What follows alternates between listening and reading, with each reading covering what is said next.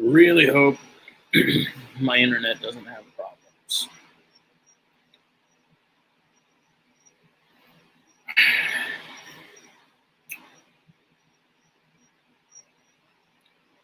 Phil should be here in a second. No idea who else is joining us. Sent a link to the Facebook group, and we'll see who ends up dropping in. I think Thomas Irvin is planning on jumping in. Warwick's here. Let's see.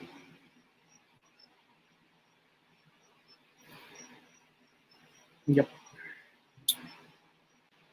There's Phyllis. Liz. Hello. Just barely. Nice wallpaper. Thank you. So, here we are. Yes. My skin is crawling. It is pretty. The first time I saw him, it was kind of like, I don't know about that. Yeah. For those of you who are wondering what's going on, I just found an infestation of some kind of bug in my bedroom. And what's up, guys? Hey, TE, what's going on? Same old, same old. You get to hear about my bug infestation. First off, what are you smoking? Okay. Let's get that out of the way. Take it away. Yeah, let's get that out of the way. Yeah. It's Carolina Cigar Company Cabinet Select. I am unfamiliar with those guys. Yeah, I found them in a little shop in Asheville this weekend. Nice. We'll see how it is. So our Rocky Patel rep, shout out to Medora of Rocky Patel. She came by. This is a Hamlet 2020. They've done 3 varieties of this line. I've not had this one yet. She said it's medium. It's Ecuador Habano. I like Habanos, so we'll see. I'm gonna give it the old lighteroo. The old college try. Oh yeah. Got a Tatiana ashtray from work, which is much smaller and fits better on the table. Nice. Nothing against this one, but it is kind of tall, and so when you have your cigar sort of hanging out on the end of that, if it gets bumped, it either goes in or falls off. This one, it ain't going nowhere because it's deep. Oh yeah. So, Nice. cheap cigars, but that's a pretty decent ashtray. So. But yes, your infestation. Well, on a lighter note, bringing out the big guns tonight because of my infestation. I'm bringing it out with you there, buddy. Nice. I'm too weak to even get it open. Only the best here, as always. Oktoberfest is the best one they do. It is the best. That and Cold Snap. Yep. I think Cold Snap's probably my favorite, but that Oktoberfest is really good. I am smoking the Gurkha Ghost. That was the first real cigar I ever had. Never had one. No comment. Is it flavored? If I say anything, it'll ruin it for you. Where's my? It smells like winter fresh. It's delicious. That sounds horrible. Yeah, it smells really, really good. But because of my infestation, I'm making a cigarette first. This one's for Dan. Get a strip of cedar here because if I'm trying something new. Oh, you're getting fancy as fuck. I gotta do it properly. Fancy. Gotta do it properly. Yep. So in my bedroom, I have 2 Neo racks that are filled with knobtails. Actually, it's a lie. There's a couple snakes in there too. And on top of them is the Vivarium Electronics thermostats stacked on top of each other. And then next to those is a bunch of the Pelicans that I keep most of my cigars in. So I grab the big pelican and I put it on my bed and I make a video to put on the Facebook page of like, oh, what cigar should I choose for tonight? And after I make the video, I close the lid and I notice that the dust on top of the lid is moving. Uh-oh. And I'm like, what the hell is this? And I look at my hands and I have, for lack of a better word, mites everywhere. But they're not snake mites. They're not snake mites. They're not snake mites. They are like white, clear, translucent, and they're way smaller. They're like maybe a third the size of a snake mite. But there's thousands of them everywhere, all over the gecko rack, the thermostats, all the electrical cords, and of course all the pelicans with all the cigars in it. So my first thought is, oh my God, what the hell? I have to open every pelican and make sure they're not in there destroying the tobacco. Every single box, including my wooden humidors, which don't have a good seal, they were all perfectly fine. They were only on the outside of all these containers. So I was like, all right, I can't wipe down everything. I physically can't. So I was like, you know what I'm going to do? I'm going to vacuum them up. So I got my vacuum, and for like 30, 40 minutes, I'm sitting there vacuuming power cords, vacuuming sides of the container, sticking it in between the drawers of the snake racks. And I got up like at least 90% of them, and there's still some in there. But like my skin is crawling. Like I can't spray pesticide because of all the electrical cords and all my geckos. So we'll see what it looks like tomorrow. And I put the box on my bed. So I'm freaking out right now. We also have to say that this show is now sponsored by, and thanks to Randy in the comments there, it's Puget Sound pythons. It is Puget Sound. Well, you pulled a me, dude. I'm sitting here saying papaya. No. Let me do it because I'm not going to correct you for Macklets, and I'm not going to correct you. Macklets is right. Macklets is not correct. It's not a Macklets. It's a Macklets. Okay. It's a Macklot's python. And at the same time, they're not anals. They're anoles. I call them anals. Okay. Anals. I call them anals. Anal, I'll take anal. A lot of people around here call them anoles. Yeah, I hear that a lot too. It sounds like an Italian dessert. Or exactly. You can call them as was it Alan who said it, or maybe it was Steve who said Hogan's chameleon. Yeah, people down here call them chameleons and stuff all the time. Yeah. Like they're closer related to iguanas than they are anything else. Yeah. Get out of here. So I am literally drinking straight rum, Santiago, and I'm glad that I get to hang out with you chaps because my skin is literally crawling. Yeah. I had the same thing happen, and so Phil called me just before this started. Which I didn't know that he had it. I was just having like a minor panic. Well, I never made like a big deal of it because I did some research online because I noticed mine on the outside of one of the random tomato tanks. Yep. But it was on top of my incubator at the time. This is when I was living with my buddy across town. And I remember looking over because I was looking for my temp gun. And I was like, why is there stuff all over it? And then I looked closer and I'm like, those are mites. Like, you can see them. They're literally, it's a mite. And so same thing. I started freaking out and I was like Googling stuff. So I was like, it seems like they just came out of nowhere. Like it literally went from non-existent to like thousands of these things. Yep. So I did some Googling, dart frogs like mites. And apparently they're like maybe what Randy said, a grain mite or a plant mite of some sort. Like they're completely benign. They're a pain and it's kind of gross, like he said. So over time, like every night I would just wipe down all the surface, like the tank and the incubator and whatever else they were on, just with like F10 or something. And then the next night, wipe it again. It was literally like wiping dust off. Like it's nuts. So you guys hit it on the head. On top of those Vivarium electronic units were 3 old hornworm cultures infested with billions of these mites. So mine came in from plants from those. Yeah, because it was a tank I had just put together, so that's the only place they could have come from. Well, I didn't know. By the way, hello to everyone who said hello. Everybody, I'm just noticing. Sorry, I'm still a little messed up. I didn't know that Justin had this infestation. I was calling him because I was having a minor panic attack, going, oh my God, all my geckos are going to die. So a sigh of relief, and now I have rum and friends. So hello to everyone. Welcome to Monday night. Hell of a Monday night, right? Fucking Mondays, man, I swear. Yeah, Randy said just use Might Spray, which I did.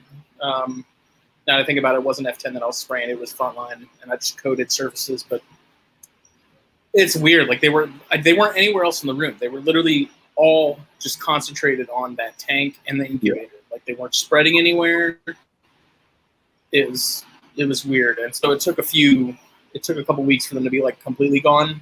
And then it's kind of funny you mentioned those because like 2 weeks ago I was getting my temp gun again. I guess it's cursed or something. And so I look down and I notice on that and like my jeweler's loop that I'll use. I used it for checking the sex of geckos and stuff, but I use it now for checking sheds just to look younger snakes, just to try and see if I can see anything.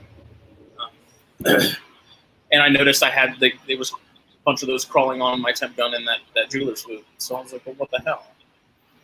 But those that round never got out of control. I just wiped my stuff down, separated it so it wasn't on any cages or anything. And so. Yeah, I'm out of Frontline. Gotta get some. Yeah, it's just a pain in the ass. I gotta go get that tomorrow. Yeah, I'm getting it tomorrow. Yeah.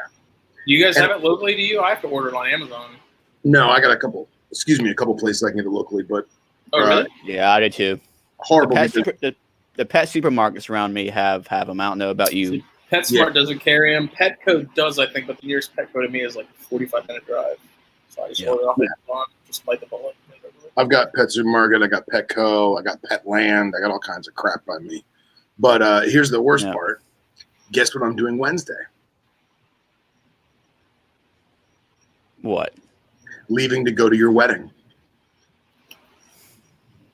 So as much as I'm excited and stoked to do my micro adventure, I need to nip this in the bud in the next 24 hours. I wouldn't worry about it too much, dude. They're okay. They're just annoying. Like I never had like the frogs would eat them. I never had them get in it. Like snakes and stuff are fine. They happen with cultures, you know. All right. I wonder if there's some sort of I wonder if you had like no pest strips, if you could put like just one of those in a container just in that like little corner. But I don't know. Like I just saw that 7 dust. Because I know like Riley was talking about just how hardcore that stuff is. It makes me nervous to use it. So yeah, Randy, thanks. I do feel like they're on my skin because I had them on my skin. I literally put the phone to my ear to call Justin, and I'm like freaking out, like, oh my God. And then I look at the phone, and they're on the phone, which means they're in my beard, which means they're in my soul. And now, yeah, thanks, Randy. Thanks. He calls me up. He's like, bro, I went to go check my cigars and my casings, and I thought there was dust all over them. And it's these little bugs.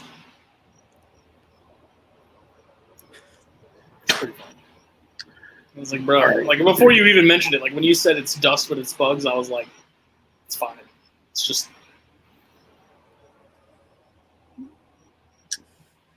Yeah. Treybeck asked, just curious if you guys heard about the mink farm that had the minks that contracted COVID from a worker. Raises the questions if rats and mice might do the same thing. Thoughts? Maybe. Yeah. I don't know. Like mine are. I've read no studies that say that that's the case. I know cats can contract it and spread it, perhaps. Oh, but no I'm not shit. Sure. Stand by. I'm not sure about. What's up, Austin How you Ward? doing, gentlemen? What's up? Hey, what's going on, man? Not much. Just had some free time thawing out some rodents. I figured I'd drop in for a little bit, see what y'all are up to. The other Brettles master. I don't know about master. I know what I'm doing. Yeah, Vic, I'll be glad when this is over. It's just this is sort of the last of the big like life events for now. And, you know, like buying a house and changing cars and getting married all in the same like years, and on top of everything else that's been going on. Yeah. Oh, Smitty's all grown up. Which I have to say, I mean, COVID and everything, like we've been lucky. Like we haven't been out of work. We haven't really had any problems from it. So everyone talks about how much 2020 sucks, and I'm kind of like, yeah, it sucks, but it's not like that bad. For some people, it's horrible. I don't know. Yeah. It's perspective. Well, on a different note, this ghost is not horrible at all. Give it time. I'm sorry, man. Big ass cigar, hard to light. I liked like it. Gurkha. Like What's 3 that? years ago. Say that again. My back. That's Gurkha. Oh, there you go. There you go. The last one in my humidor. I gotta make a trip to the stove. All right. So, how do you feel about the ghost? I haven't had it. That's my I'm very new to this. I've just started kind of figuring out what I like. We recently inspired him, as we have a handful in the group, to partake of a new vice, which I feel somewhat guilty about, but at the same time, it's a great vice to have. So. It is a great vice to have. Dude, what headset are you using? I gotta give you one of those. Me? Yeah, you sound like super it's a Sennheiser funny. Now we're good. Yeah. headphones and a mod mic. It's two separate things. So I fucks with the Sennies. yep. I'm kind of getting back into the hi-fi stuff, so my wallet's not gonna be as full anymore. Me make more good on that Doral. Yeah. Brennan wanted to ask Austin, what? Not you, Mike. Sorry. Any tips for getting a baby bredli eating? About to pull my hair out on month 6. Ooh, I don't know if I've had one hold out that long. They're typically not the hardest to get feeding. I would say try ASFs live if you can get your hands on them. I mean, pretty much my trick has always been live. Yeah. I mean, short of that, just kind of go the chondro route as far as like chicken down, quail down, stuff like that. Go to birds. I don't ever have a problem getting shit feeding because I just offer it whatever it'll take. I've got a freezer full of all kinds of shit, so I'm not scared to try different things. You know, offer live first if you've already done that. Maybe try some poultry. That's what we were talking about that in our little Instagram chat earlier. Me and Phil and the gang. I noticed like with my boyga, my cyanea, especially my male. Anytime I like, maybe 3 out of 10 times that I offer him frozen thawed, depending on the time of year, he'll take it. Mm-hmm. But the moment, if I put a little cup with like 3 or 4 fuzzies in it, gone. Yeah. So live makes a surprising difference. I don't know exactly what it is. It's like a scent thing or what. But I would say if you're worried about like it getting stuck on live, don't worry about that with bredli. From what I found, even with the ones that are the hardest to get feeding, once they take that first 1 or 2 meals, they're cranking and they'll eat your finger, man. Like they want to eat. They're hungry. I'd rather take a longer period of time of trying to get one off of live than trying to get them to eat it all. Yeah, exactly. Yeah. And that's why I think we're like in the hobby in general, people are just too stuck of like, it needs to eat this. And I do not follow that rule at all, man. Like at all. I fed a ball python to one of my juvenile apodora a couple weeks ago. Phil, if you have like a cooler with you, I may have some frozen stuff you can take back to Hen Dog for a mango. You make it happen. Get some dry ice or something. I got like a freezer full of chondros because I've killed plenty of them. Oh, all right. Oh, shit. He's going to be eating good. He's going to be eating fancy. Yeah, I've got a couple breeder ball pythons that have just been hanging out, and I was like, well, screw it. I can breed them regularly. I might as well, like, I've got empty rack space, breed them and use it as a varied diet for my apodora, you know? Yeah. Yeah. Why not? I mean, it's definitely not going to be a staple, but every once in a while.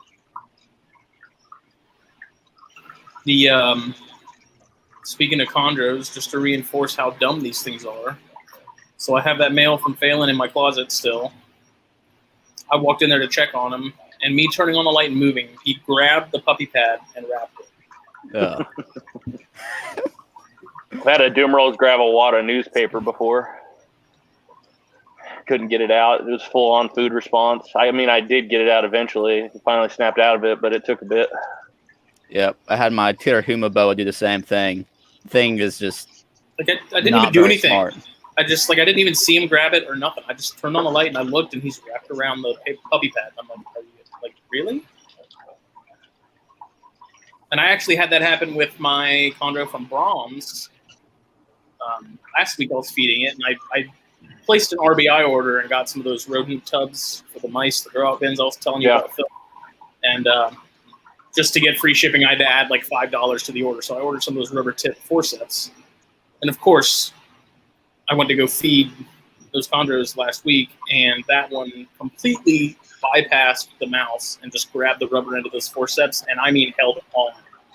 Like I tried pulling them a little bit, I could tell they weren't going anywhere, and so because I didn't want to mess up his teeth or anything like that and cause bigger problems, I just kind of let him have it. I guess that would be kind of like the downfall of those rubber tip ones that gives them something to actually sink their teeth into and hold on to, you know? I mean, he was on. Like, he wasn't giving them things back. Nothing. So, they're stupid. They're awesome snakes, but mother of God, they don't. I'm enjoying this, man. This is good. Which one is it again? The Gurkha Beauty. Oh, yeah. Beauty's a classic. Yes. Yeah. Beauty's a classic. The Gurkha that I got from you, Justin, the 11-year, the black label. You know what I'm talking about? That was good. Dude, that's the best cigar they make, man. Yeah. That's a box purchase for me. Yes. I've been kind of sleeping on this one. A customer of mine gave me like a humidor and a whole bunch of cigars, and the thing is so big, I was a little intimidated, you know. And it's quite smooth and like not harsh at all. It's nice. I have a 21-year cask blend Gurkha that I'm bringing to Justin's wedding. That is probably. I've never had one, but I had the 18 last week, and I was not impressed in the least capacity. Really? Yeah.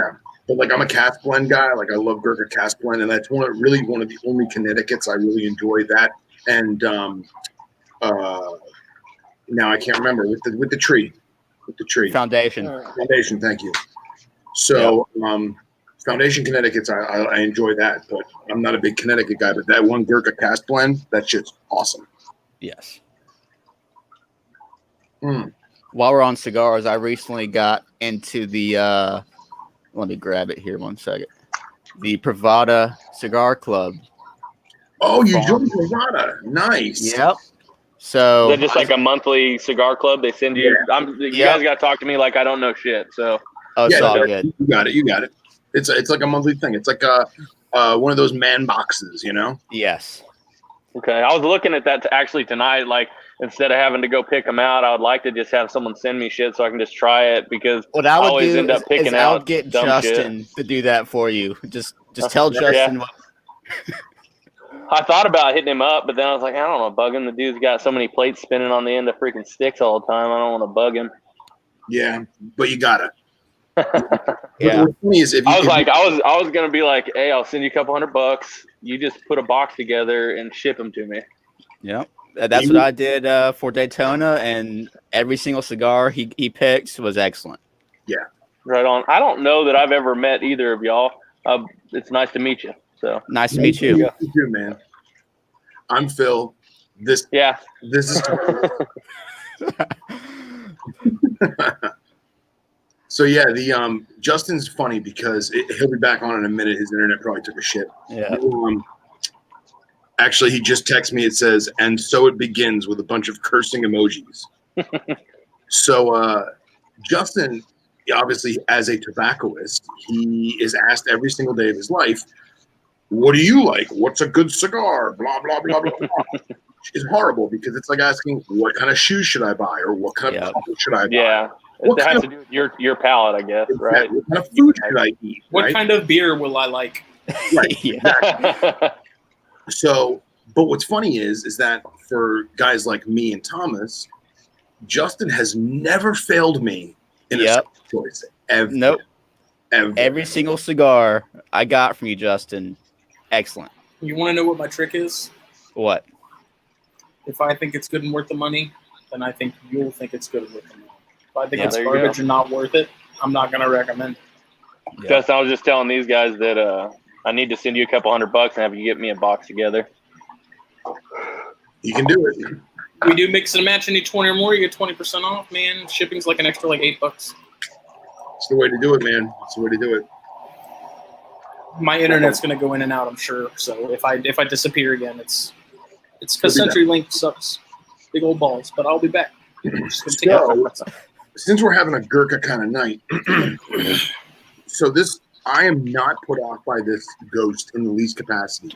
It is a bold cigar that is not overbearing, and it is producing a lot of smoke, which I enjoy. It's a good, rich blue smoke. It's that wrapper. What's that?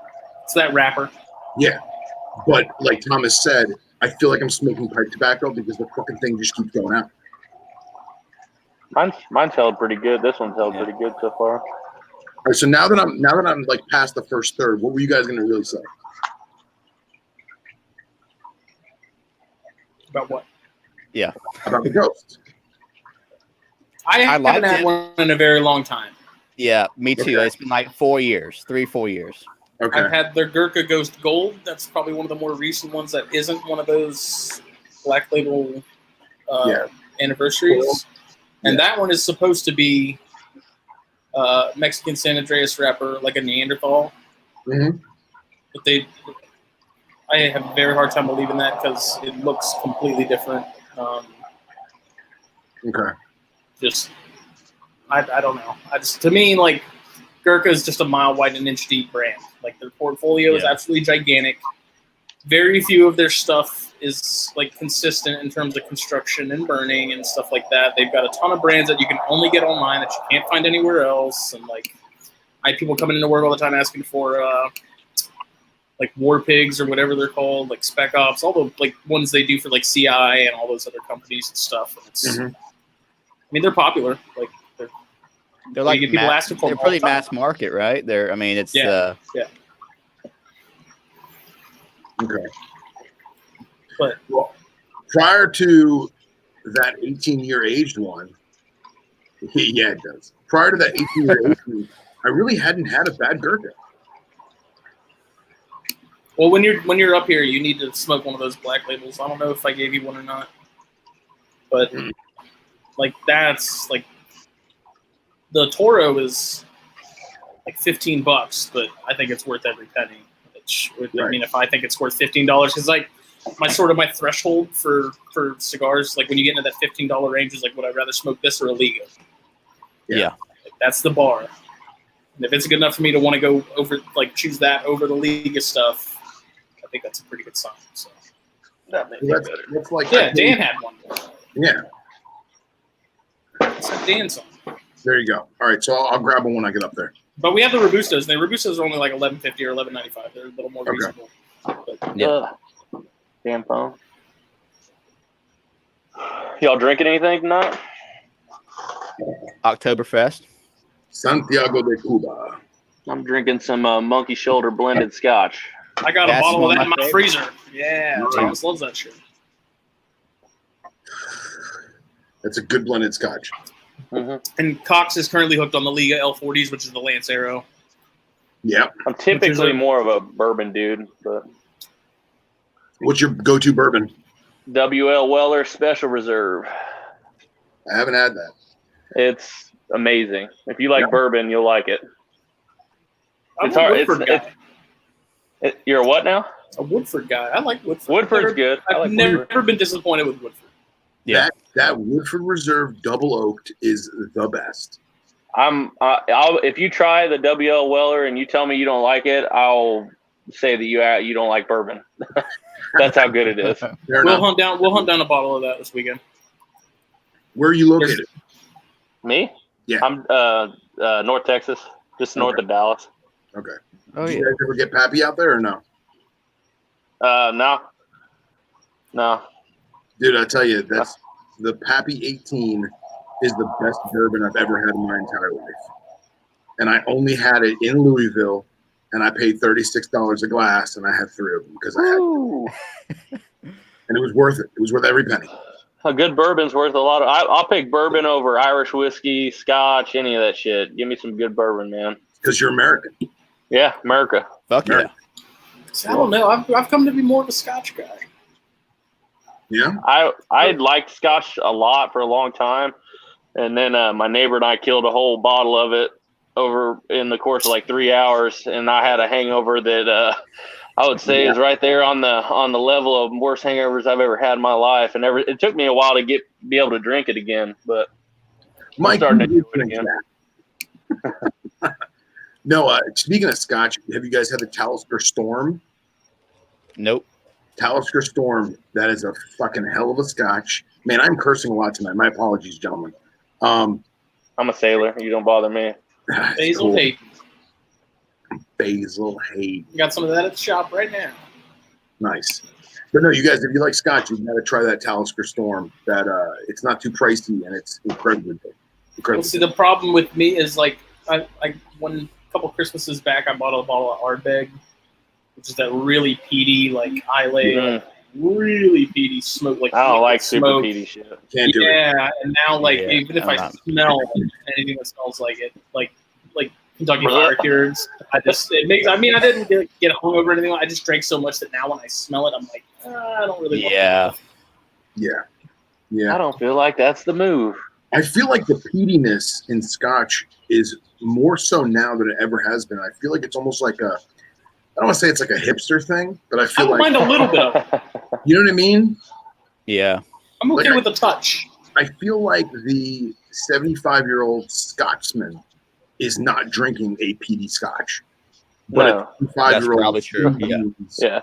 is definitely drinking a overly peaty Scotch. He's drinking the wild Irish rose of Scotches. Is what that dude's drinking. Right? But like Dan said, he's a bourbon guy because it's a little sweeter, and that's the reason I like Scotch a little more is because it's not as sweet. It's a little, I guess, drier is kind of the.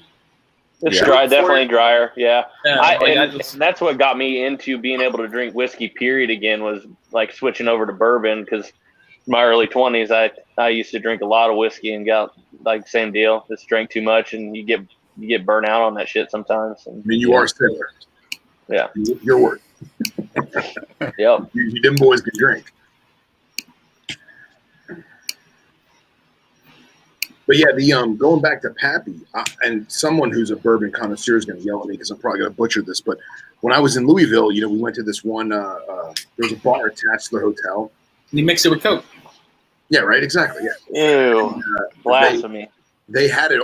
They had a full Kentucky style bourbon menu, and they had the Pappy 15, 18, and 22. And I asked the bartender. I said, "Hey, man, I like bourbon." I said, "I want to do a Pappy. What do you recommend? I want my first Pappy experience to be monumental." I said, "Should I just go for the gusto and get 22?" And he's like, No, don't do that. He says, "The secret is the 18. Nobody buys the 18 because they think, oh, the 22 must be better, or the 15, that's for peons." So he's like, "Listen, the way they do the 18 is they start an 18 in a 15-year cask. So they do a 15, they dump it, they keep the barrel good, and then they start an 18 in that 15-year-old barrel. And by God, that was the best bourbon I've ever had in my entire life. Worth I every feel penny. like you probably wouldn't even be able to shot. really tell unless you were like a legitimate, like you had the palate for it. Yeah. Yeah. A Sauvignon of whatever you call a Sauvignon of whiskey, something like that. I do like some good red wine too, though. I'm not gonna lie, I like some good red wine. I've been drinking a lot of gin recently. Just Ooh, I love gin too. with a cigar. I think Jesus. it's the best with a cigar. Dude, get some of that Tanqueray 10, that imported Tanqueray. That's delicious. That Tanqueray 10 is good. Phil is a gin guy, man. Yep. Yes, sir. I drink it in the summertime. I switch to brown liquor in the winter There's reasons. or fall. There's reasons. Have you had the Monkey 47?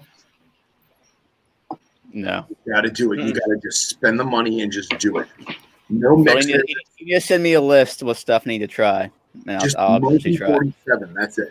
The Just- only thing I drink the gin with is just like some Topo Chico, just a little bit of soda, like club soda. That's it. I don't put any lime or any of that shit. I like the taste of gin, but straight's a little rough for me personally. Yeah. I love them pine needles. Drinking them trees. Drinking them trees. So, man, my go-to with gin is a Tanqueray and ginger beer. That's my good, yeah. Tanqueray ginger beer. I'm a Hendrix man. I love me some Hendrix. And, Hendrix is good. But nothing beats the Monkey, man. Monkey 47. Yeah, I don't like just regular old Tanqueray, but Tanqueray 10, that's probably my go-to just because it's everywhere and it's a good quality gin that you can find everywhere. Yeah. That shit I drink up at the lake house and like when it's hot in the summertime and shit. Mm-hmm. Cox has a point. What's his point? Oh, gin and juice? No thank you. No, thank you. One time I was desperate and I poured a glass of Tanqueray thinking I had ginger beer at home, and I didn't. So I had some fruit punch 0-calorie, water bottle squirty stuff. And don't ever do that. Yeah, that sounds awful, man. Yeah, that doesn't sound good at all. Yeah, it was bad. I drank it because I had to, but yeah. I never really understood the gin and juice thing just because, like, it's so piney tasting. You wouldn't think that fruit and pine would go together very well. I mean, maybe cranberry or something, but yeah, some little bite. You're like drinking mop water, like some pine sol or something. Yeah, fabuloso. Fabuloso. I love the smell of that shit. That smells so good. Oh God! And when you walk in the room, it's just like, somebody swallowed. It's real clean in here, right? I know that purple smell. So, it's Austin, right? Yeah. So the first time on the show, why don't you tell some people, what you do and what you keep and whatever you want to tell people. How about that? Yeah, I mean, I keep, as far as Morelia, I keep got a lot of bread lye. I keep a lot of bread lye. That's probably like my main. That's definitely my main thing that I work with. I've got a pair of Brisbane Coastals that have been the bane of my existence since 2014. Actually, 17 was the first year I tried to breed them, and since then they've been the bane of my existence. My apologies. And then got some inland carpets. Nice. That'll be coming up for breeding for the first time this year. I should have been able to breed them last year, but I wasn't feeding them. I had other projects that I was focusing on, and I could have paired them for the first time last year. And then the end of the season snuck up on me, and they weren't conditioned enough to do it, so I didn't pair them. And then it's all right, man. Cook them slow. Yeah, I'm a slow cooking dude, man. I'm not in a rush to do anything. It's probably the only thing I have patience for in my life because I don't have patience for anything else. I've got a 2.2 Apodora that I'm working with, trying to get keep them, you figure out what the hell with them and get them breeding at some point. Not in any rush with those either. My adult pair are probably like 6. They're wild caught, so I'm just kind of guesstimating with what they look like versus some of the younger ones I've got in. They're probably around 6 or 7, and I think the earliest anybody's got them to breed in captivity is like 9 or 10 years old. So they're kind of they're here, and I'm growing them up and kind of learning the species, So then I've got a group of ATBs and some corn snakes and other Dumerals boas. I love Dumerals boas. Me too. You got a good collection, bro. Thank you. You got a good mix of everything. A lot of good stuff. He doesn't have Baird's or Subox though, and he's in Texas. He's in Texas. You're in Texas. You don't even have a turnip. I do have a bull snake though that is from here. Excellent. At least you got something, right? I guess that counts. I feel like it's a loan. It's just a one-off. It's more of a pet, but I feel like that should be a rule. If you're a serious herper, you don't have to be a breeder. You don't have to be a collector. But if you're really into herps, as long as it's legal, you should have a native species to your area. I think you should. Yep. It gets put down in brumation just like my corns in a box in the garage, no heat, no nothing. Change the water bowl out every once a week, and they get as cold as my garage gets. Nice. Must be nice. Oh, it's a beautiful thing. People like I've had people that live around here. I guess Patrick just had hatched some bredli, which is good for him. But that have had serious trouble breeding bredli down here, and I'm like, you gotta subject them to that change. You gotta Put them let in the freezer. You don't even have to do that. Just don't leave it. You gotta pull them out of your snake room. You can't. It's not gonna work. You gotta pull them out of your snake room. I mean, I guess you could get lucky once, but probably gonna be a small clutch size and blah blah blah. But I keep going back and forth on mine, man. Like, I love my normal pair, but at the same time, like, that's space I could be using for so many other things. I mean, if you love them, keep what you love, man. Yeah, I do love them, but I also love the other stuff that needs more space. Yeah. What's up, Brad? Welcome to the show. Brendan wanted to know what's the update on the Brisbanes. They're healthy. Everything's good after that shit that happened last or 2 years ago. She slugged out this last season, and I'm just gonna. So I tried cooling them down the first time I paired them. Got a slug clutch, and then the next time I paired them, I didn't cool them down. I just kind of let them do their thing. So I was like, well, maybe let's try something different. Didn't get any clutch, and then did that same thing again this last season. Got a clutch of slugs. So this year I'm just gonna treat them like I treat my bredli, and just I'm gonna gently abuse them. I was gonna say, if they're legit Brisbane, like it gets awfully chilly in that neck of the woods. Oh yeah, it does. yeah. So I imagine That's why I tried it the first time. Yeah, because it's not like you live in Milwaukee. You know what I mean? No. We're lucky to get down in the 30s in the wintertime.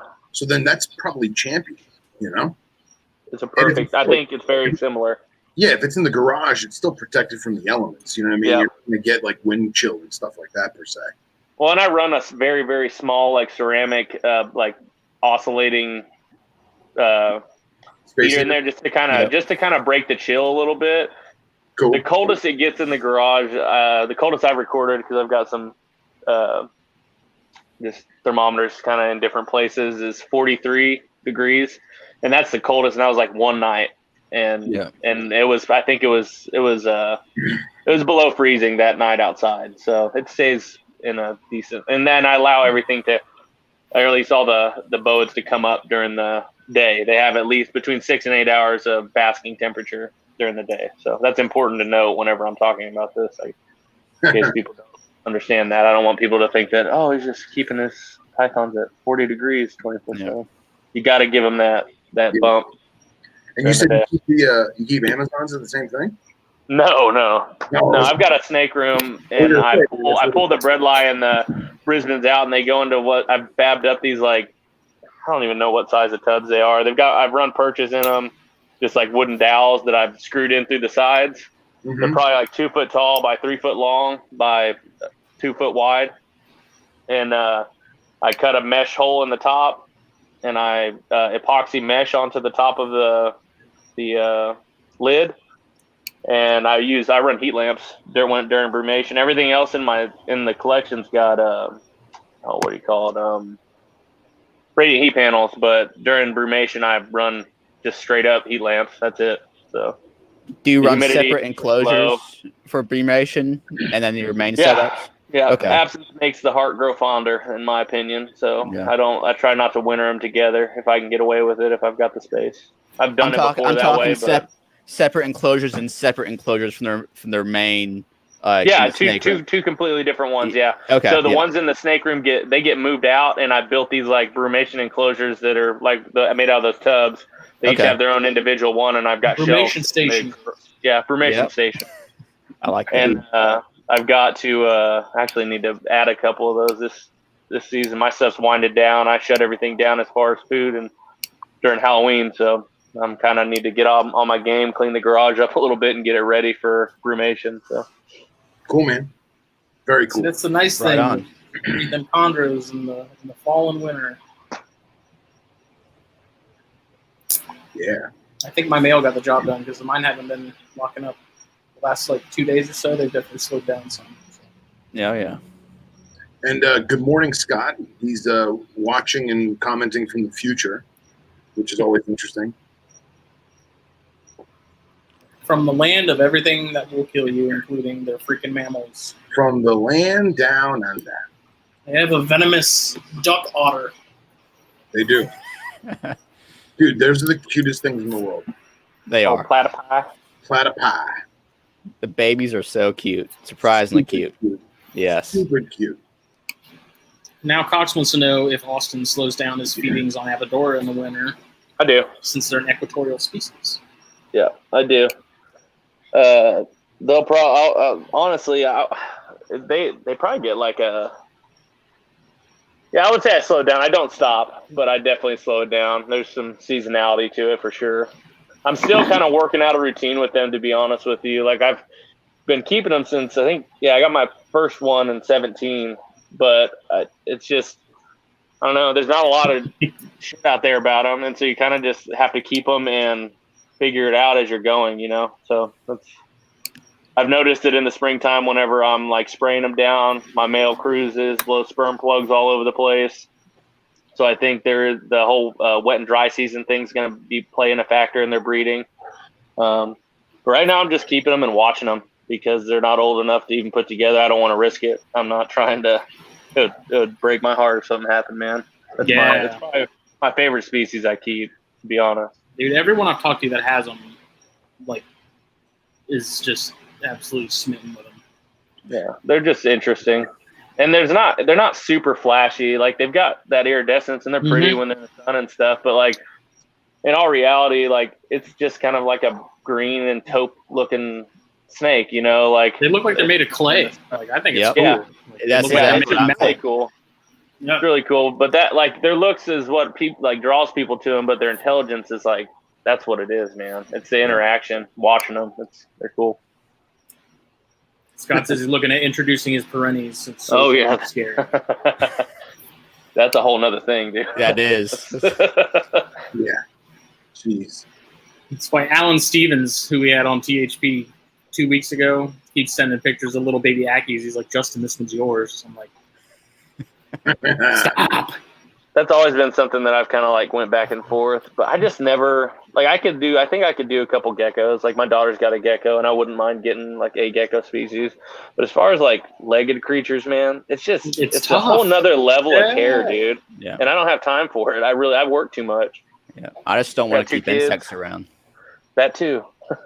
Oh, insects. I mean, like crickets and dubia every now and then are fine. Like mice, I'm good on mice because I breed my own now, and like I'm not worried about that. But it's just feeding them regularly, which I mean I already feed the dart frogs regularly, but feeding that regularly and making sure I'm keeping up with it and making sure the UV lights and stuff are still like it's just like I really want to. But at the same time, it's like I don't know if I want to commit the space and time.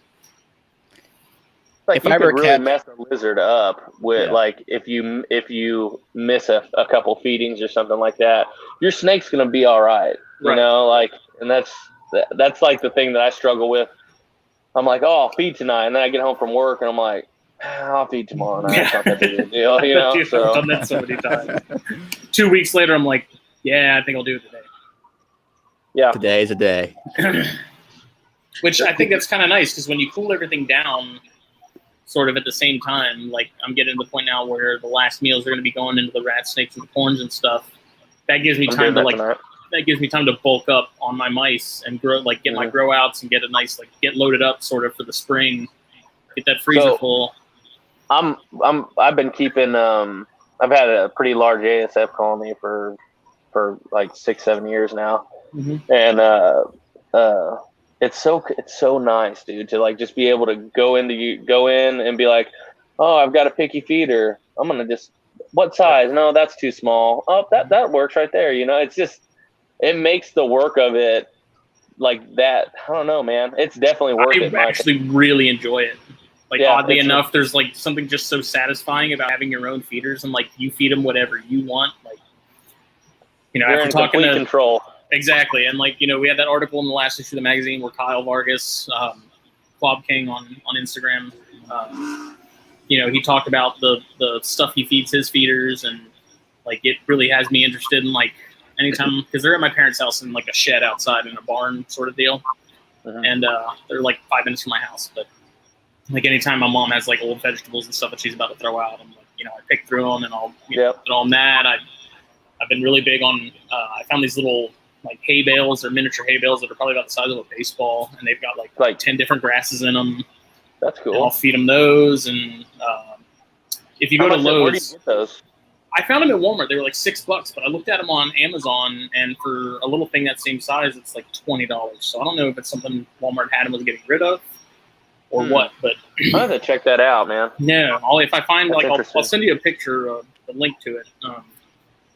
But like those, and then I went to Lowe's, and they have those big suet bricks, but it's sunflower seeds and mealworms, like dried mealworms and gelatin, just all put together. Yeah. And so I took that, because it's probably about 2 inches thick. It's pretty big brick. It's like 2 inches thick, and then it's probably like a 6x6, maybe a little larger. And I cut that in half, and then I cut it into little squares. Like it's literally like a Rice Krispie treat. I call it a Rice Krispie treat. And so like I cut it up, and I just fill a gallon bag with these little cubes of it. And I mean, I put it in each one of those bins, and it was gone. Like they absolutely demolished it. I fed live mealworms one time, and they love the hell out of that too. Yeah, one of those bricks is like $10, but it lasted me about a week. So I don't know. I'm still kind of playing around. Like Publix near me, which is a grocery store, they have like a big bag of like macaw food, which had like a bunch of different sort of like seeds in it. It had some peanuts. It had like dried chilies. So I thought about getting a bag of that just to kind of experiment. That's kind of the nice thing. Is like you can sort of play around with it, see what they like, see what they don't. Did you say dried chilies? Yeah. I've had, I don't know if it's the same with like European mice, but I've had a negative experience with peppers. Like making females like kind of, it sounds crazy, but like aggressive. It like they would attack the males. I don't know if it's because like they're in pain or whatever, but just throwing it out there. Yeah, well, I figured like if I put that in there, that would probably be the one thing they probably wouldn't touch. So they may not. There's not a lot of them in the bag, so I figured too, if I'm going through it and I notice they're not eating it, just chuck it and all the other stuff they can have. But they like can that, be picky like sometimes. You like throw shit in there, and you're like, they're gonna love this, and you go back the next day, and it's like an old rotten thing of like covered in gnats. You're like, man, I thought for sure that you would dig the hell out of that. Because I even thought about like Repashy Bug Burger, like the sort of the gel you make to feed dubias and stuff. Like getting some of that and seeing if they'd eat it. I don't know. It's just I'm all about like I do feed them a commercial diet. I feed them FRM, but like mixing that with the other stuff. I do a lot of seeds, a lot of different like bird seeds and stuff. I just get like a couple different types of the wild bird mix, and then I get long cut oats like you would feed to a horse. And I do a 50-50 mix of that, and they have a little food bowl in each of their bins, and I put I fill that to the top every other day, and then they get the Missouri protein, like the rodent protein or pellets on top, and then just whatever like vegetable clippings and stuff like that out of the garden that we're not using. We have like a little jar on our counter, and I just once every 3 days or so I'll go in, take a couple of those and toss them in there. I've noticed with ASFs, they don't really fuck with fruit or anything. They don't dig fruit very much.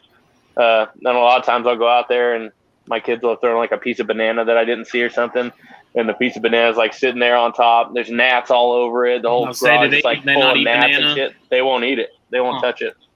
Now maybe dried, but I know wet, they won't touch it. Because I've thought about trying it, but anytime I put like vegetables and stuff in there, I try not to let them be in there. Like if I'll put them in there in the morning, and then if I'm at my parents' house like all day that day, before I leave, I'll go and chuck it just so it doesn't get all gross and it doesn't, mold and cause the bedding and stuff to get nasty. I've had a lot of luck with, but I have been tempted to try bananas, carrots, and like your stuff that's got like a lower moisture content. Just because like if you do forget it and they don't like it, you're not running into like a room full of gnats and like having to, what the hell, that thing. I mean, I'm sure you guys have, you know what I'm talking about. Then you're fighting it for 2 weeks because then they've gone into your snake room, or that's what happened to me. They went into my snake room because the banana had attracted them like because I keep all my stuff on the other side where I brumate all my ASFs at colonies in there, which makes it a little tricky in the spring whenever I'm removing animals out of those, because I got nailed by probably one of my friendliest red eye male. I've had him since 2015. Thing's like the most docile thing ever. And last spring I went to pull him out, and I guess I was just prodding him a little bit too much, and he waylaid my hand, dude, pretty good. I was like, dude, I never expected you out of everything in my collection to bite me, but he did. That video of that lady getting lit up by that retic, she had feeders in that room. Yeah. And now it's just something that I'm like, okay, we're doing different things. We're using a hook and we're doing different things, you know. You learn. Yeah, mine was nowhere near that damn bad. That was nuts. Because mine are in an outdoor shed, I do there's a little copperhead sitting under my grow out bin one night. Sometimes there's rat snakes in there. Yeah, but see, you said the most important thing earlier, which I don't think Thomas and I can do, is that it's at your parents' house in a shed. Yes. Yeah, I'm not breeding rodents in my condo. Not happening. Why not? I can't do that. Yeah. I do it in the garage, and I put poison pellets out in like the back corner, and if they get out, anything that I see dead on the floor doesn't get fed to a snake. It just goes to the garbage. Because my dad had a problem with rats in that shed because they were his mice originally when he was keeping a bunch of kings and stuff. He got out of it, so I took over his rodents because I was like, I got a lot of snakes. It's expensive to buy in bulk. I'm just going to do it myself. And he put out some poison blocks, and the rats are long gone. Yeah, that's it. I went a long time, like, because we have in this area like a legit rat problem. Not my house, but like on the easement, my back easement and stuff. Like at nighttime, you can go out there with a flashlight and see them. It's a trip. And they're big ass rats too. And I'm in the Texas rats, boy. Yeah, they're well fed. Everything's bigger in Texas. That's right. But I went and I was doing like live traps, all kinds of shit, and we were getting quite a few of them, but it just wasn't doing any damage. Like, to be honest, on the numbers, and we started putting poison out, and obviously like out where dogs can't get to it and stuff like that. But yeah, and it works. It's worked wonders, man. You get that stuff that is like it's like fish smelling, kind of got a fish smell to it, especially if you do it inside like a building. Get the pellets. They're like fish smelling, and then it's got something that makes them seek water, so they leave your house and don't die in your walls and shit. Oh yeah, I've heard of that. At one point, we were trying to find, like, because my dad also had chickens at one point, so we had yellow rats, like big yellow rats, monsters, in the chicken pen all the time. And so we were at one point hoping that a big one would show up again that we could catch and just leave in the barn, since it can't get to any of the mice because they're covered with a finer like chicken wire. Yeah. Just find one of those big yellow rats and just set him loose in there and let him handle it over time. But we never came across another one. So yeah. Interesting. I feel like that's a super duper tease if you let a yellow rat loose in that barn. That's exactly what I was saying. That's crazy. My dad found a small one sitting on top of one of the mice racks, just kind of like looking at it like, this is bullshit. That's good. And yes, Cox, I am terrified of croc monitors. Dude, they're nuts, man. Yep. I didn't realize until you saw that be. video, like how much tail they are compared to body. Like, seeing that one, I was like, Jesus. It's the longest lizard, right? I think so. Yeah. Are they? It's Like 12 foot. You know what eats croc 11 monitors? or 12 foot. What? Apodora. Really? Problem solved. I would love to see that. That would be Me like too. Clash of the At least Titans. that's what I've heard. I would. don't know that for sure, but I've heard that. So Yeah. I think Apodora pretty much eat anything. yeah, no, they're hardcore generalists. Yeah. Hardcore. The babies tend, like when they come in young, they tend to kind of gravitate towards birds. Though they can be a little bit tricky when they're younger. Seems like as they they mature, they kind of go through this like phase where they only want birds or poultry or like snakes, and then they kind of like, oh, well, that looks good too. At least that's been my experience anyway. They kind of switch it up. You just kind of got to offer them every once in a while, they'll throw a rat in there, see what happens, you know? Yep. So Thomas, what's new with your critters? Well, everything's going well. I'm growing out the banded waters I got from Chris. Dude, But I'm actually probably jealous gonna- of those, man. Yeah, Nerodia, something else, man. I love those snakes. They might be my favorite right now. And The Barreds are right there too. What species of banded water are they? Florida. They're Lake Jessup, I believe. Okay. Dude, I wish I knew you liked them, man, because I catch them things all the I time. was gonna say Phil probably sees them in his freaking toilet. No, it was funny Him in his toilet. because last weekend I went down to Francis Marion National Forest near Charleston, South Carolina. Spent 200 miles road cruising the backcountry, looking for cottons and banded waters. Didn't see a single snake. Not one snake. Go figure. Yes, I know. Yeah, man, you gotta, for both of those species, you gotta do levees that are run by water management on like the Okay. estuaries and stuff. So like the best Nerodia and the best cottonmouths, hands down, are the ones I find on the levees that are run on the WMAs or Yep. the water management areas where you can actually drive. Yeah. And even still, like, I mean, I don't do it anymore because my mountain bike's messed up, but we used to take mountain bikes out and just road cruise with a mountain bike. And Yes. oh man, those estuary and those like flat water, swamp water, bog water levees, man, it's because it's the high ground, you know? Yes. That's where you gotta hit. For sure. I'm not really as big of a field herper as I want to be, but I'm trying to get into it more than I have been. I think Take boat. I've become a very good road cruiser, but my off trail, so to speak, what happens is I get too meticulous and I either overlook spots where snakes might be, or I'm flipping stuff that a snake isn't going to be, and I'm spending way too much time on one little area, and I've got all this area to cover. You know what I mean? So The issue for me is I love to go bushwhack and go up mountains and stuff, trying to find timbers, and it's rough country, so you can't cover 15 miles of it easily. You just gotta pace yourself, right? So yeah, and it gets steep quick by you. it does. Yeah, real quick. And you get a ton of leaf litter too. So much leaf litter. Oof. Yep. I hunt down in south central Arkansas, and I've got a deer lease out there, and it's like it's pretty much North Louisiana essentially. Yeah.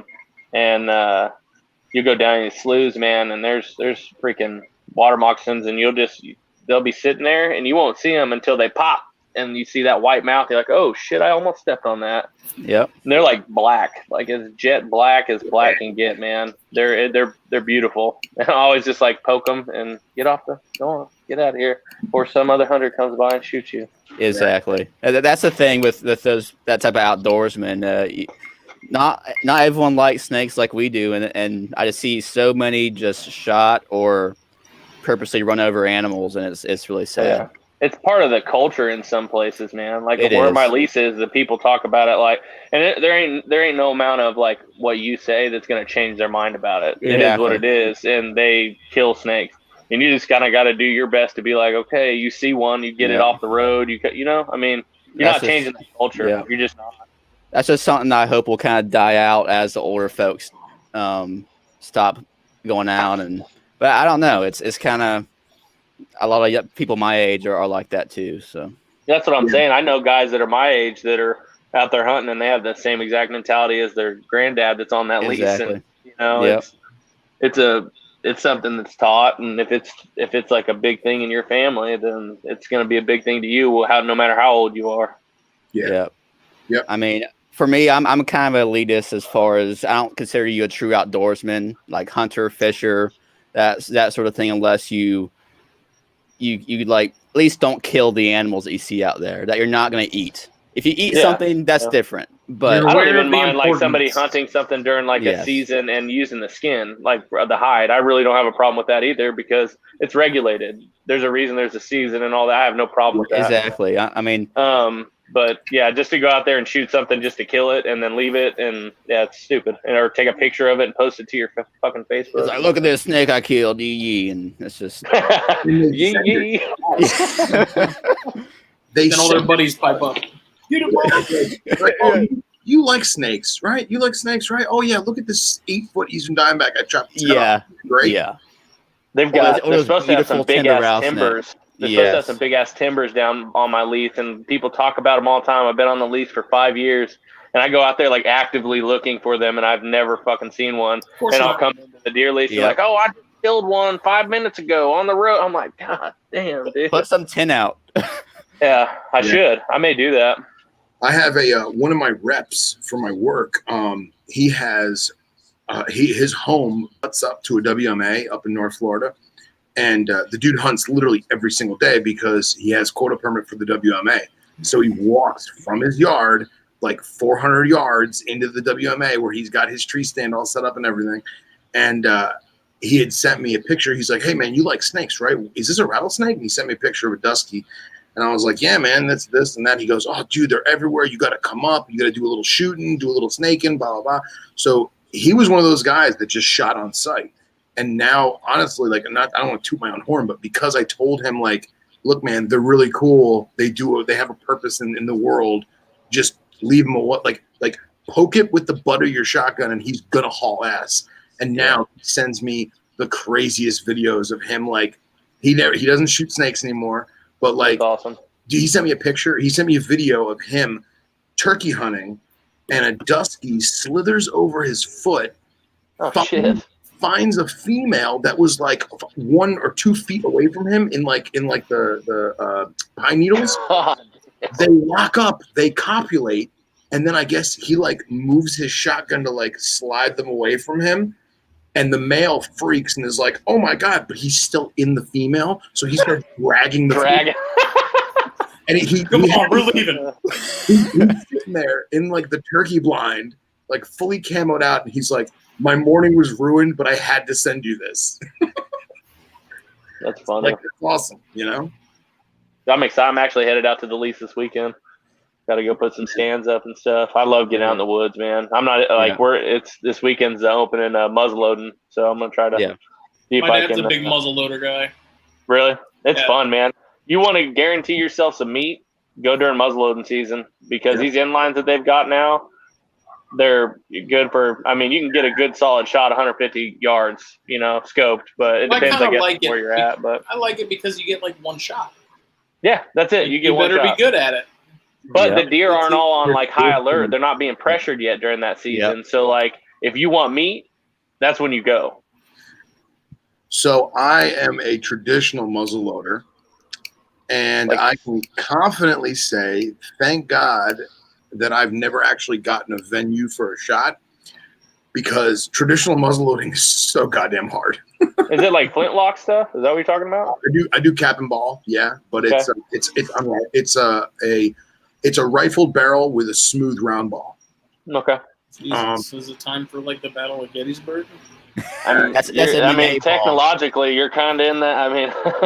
I mean, actually, I love Civil War guns, and that's like I had a good 10 years of my life where I was the youngest guy at the black powder range, shy of 60, and dude, it's awesome. But there's one WMA that's close by me. It's probably about 40 minutes, and that's the only muzzle loader that's not a quota.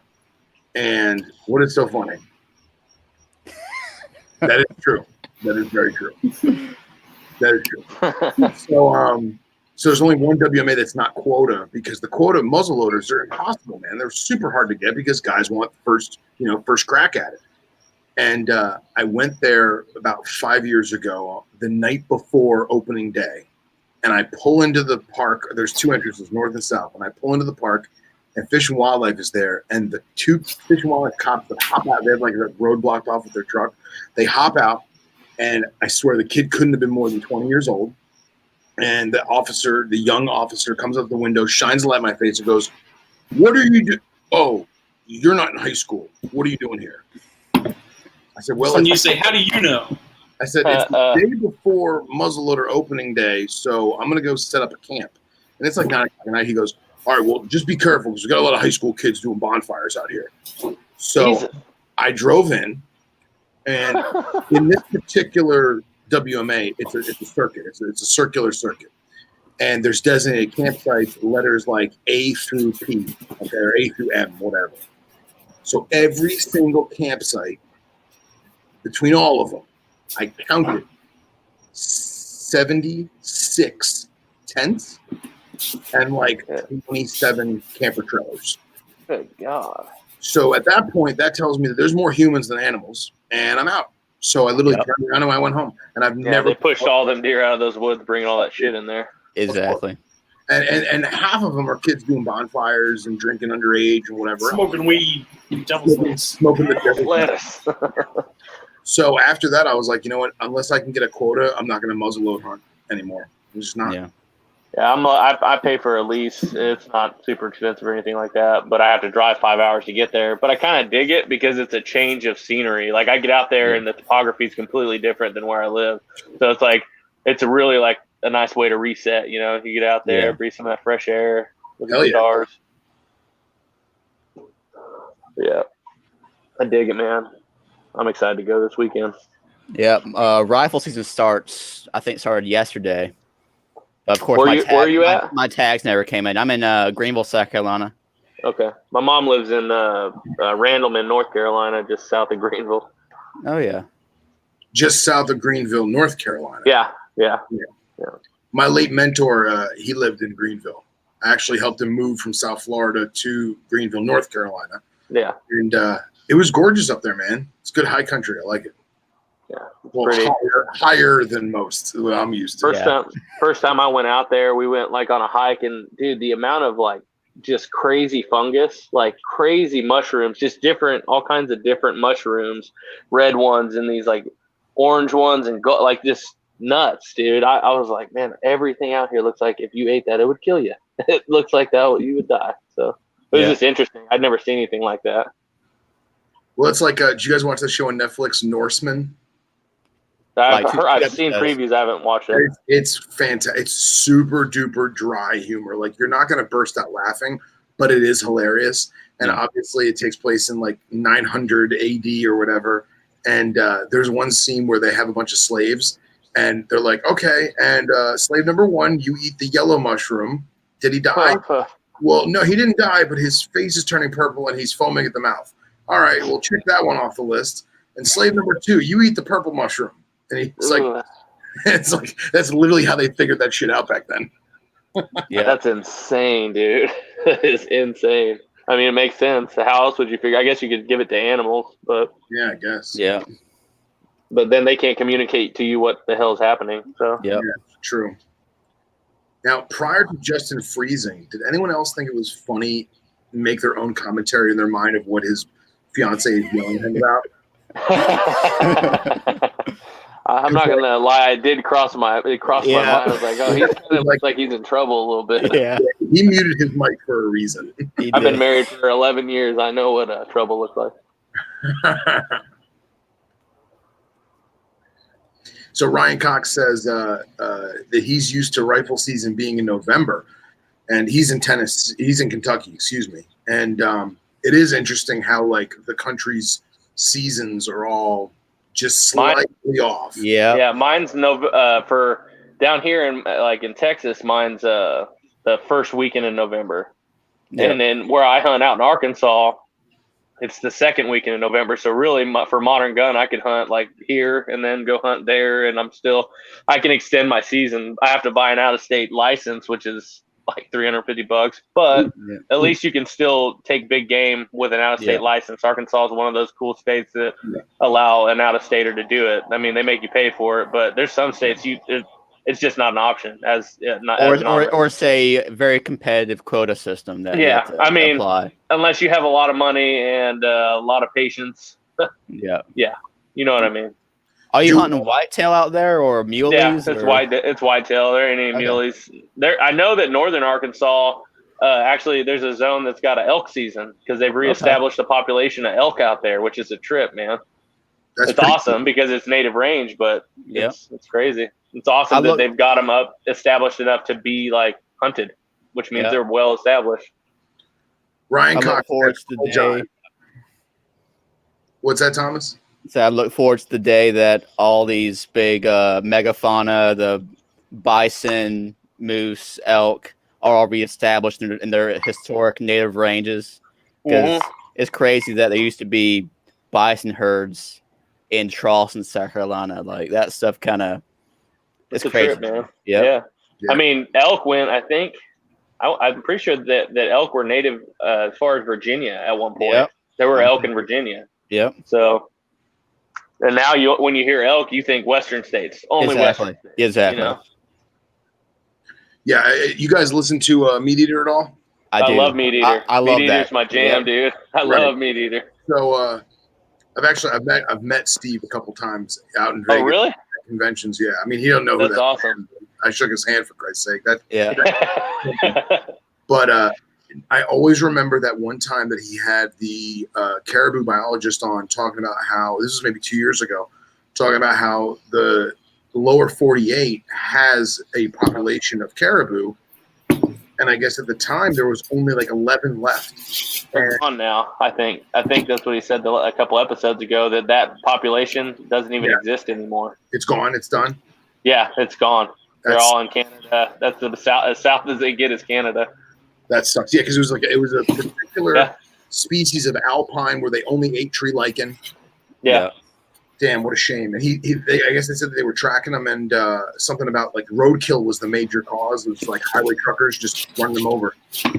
My dad's a truck driver, and he's told me horror stories about antelope, like because they just are. I don't know if you guys have driven out west, but they're fucking everywhere in some places. Like they're just like fields of them. Really? And he's straight up hit them. And they're so small that like it doesn't do anything to a big rig, you know. It's just like boom, boom, boom. Yeah, it's like hitting a squirrel. Yeah, nothing. Damn. Yeah, pronghorn's a dream hunt for me. Definitely. I want to get that on there. My buddy and a couple of my high school buddies and I are talking about getting a fishing trip up in Alaska. Get that together and kind of do a guided like whole deal. I lived in Alaska when I was young when my dad was stationed up there. I have some memories of it, but I was like 6 when we left, and I'd like to get back up there and check it out, you know? Absolutely. I went on a cruise with my parents when I was in high school, and obviously I was in high school. I was too young to really do any outdoorsy stuff. I mean, we did some scenic nonsense, you know, touristy shit.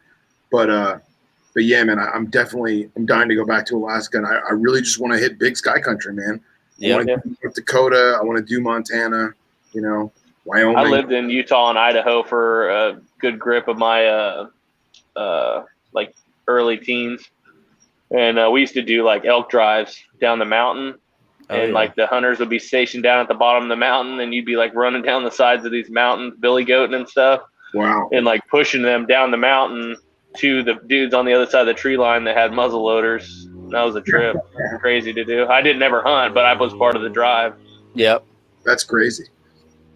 And yes, Mike, I have washed my hand since shaking Steve's. It was actually, it sucks because like you see him walking through the casino or walking through the hotel at the convention, and like you want to go and like strike up a conversation or like tell him how awesome he is. You don't want to be that guy? I want to be that guy. And what's up? Good evening, gentlemen. What is up, Andy? Oh, not much. Just got back from my buddy James's place. Yeah, didn't mean to interrupt you guys. Ooh, no, you're good. You're good. What is that? Worries. Is it a Walgreens employee hat? What is that? No, this is a 17th hole, road hole at St. Andrews Old Course. Very cool. Yeah. It's a golf thing. Awesome.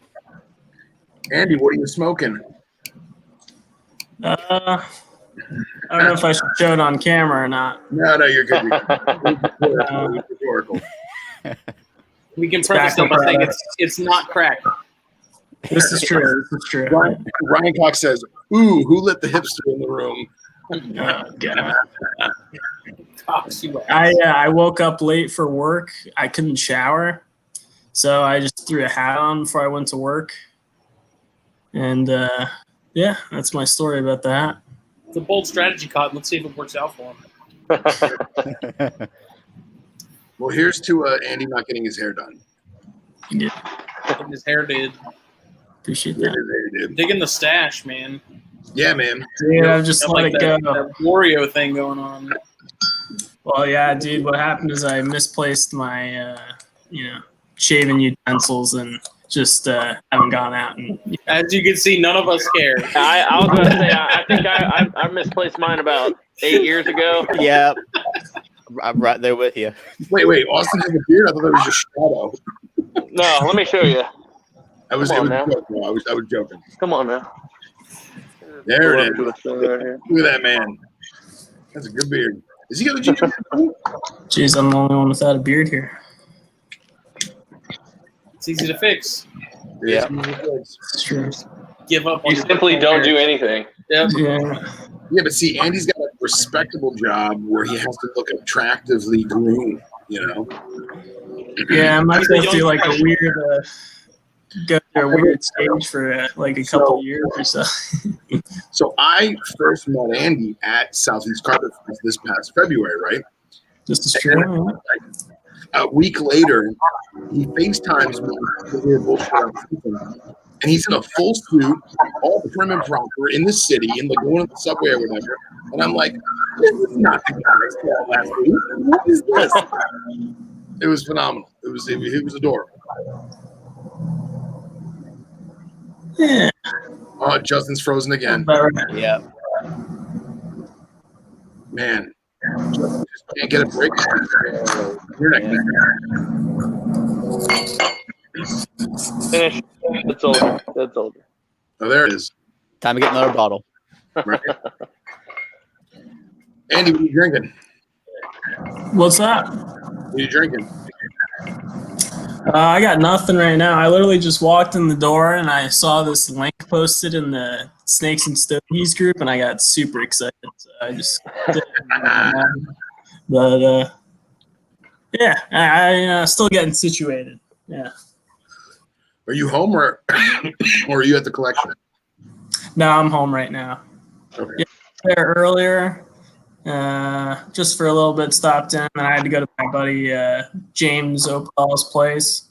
I don't know if anybody here watches what James's collection consists of, but yeah, I had to give him a hand with the big snake messed up its mouth. It's yeah, nice Boland's python. So yeah, I'm the guy that has to wrestle it and keep it under control. And Andy, you have not met Austin, Andy Austin. I don't think I've met either of you. Nice to meet you guys. Nice to meet you. Yeah, I've been like watching and listening to you guys on here for a long time, so I feel like I know you guys a little bit, but Yeah, I miss you, Andy. Legit. miss you too, man. Yeah, I'll hopefully I'll see you guys early next year, eh? Yeah. You should crash Justin's wedding this weekend. See what we can do. When's he back? It's trying real hard. Oh yeah. Justin, you all right? What? You good? Yeah, no, it's just CenturyLink 7 as usual.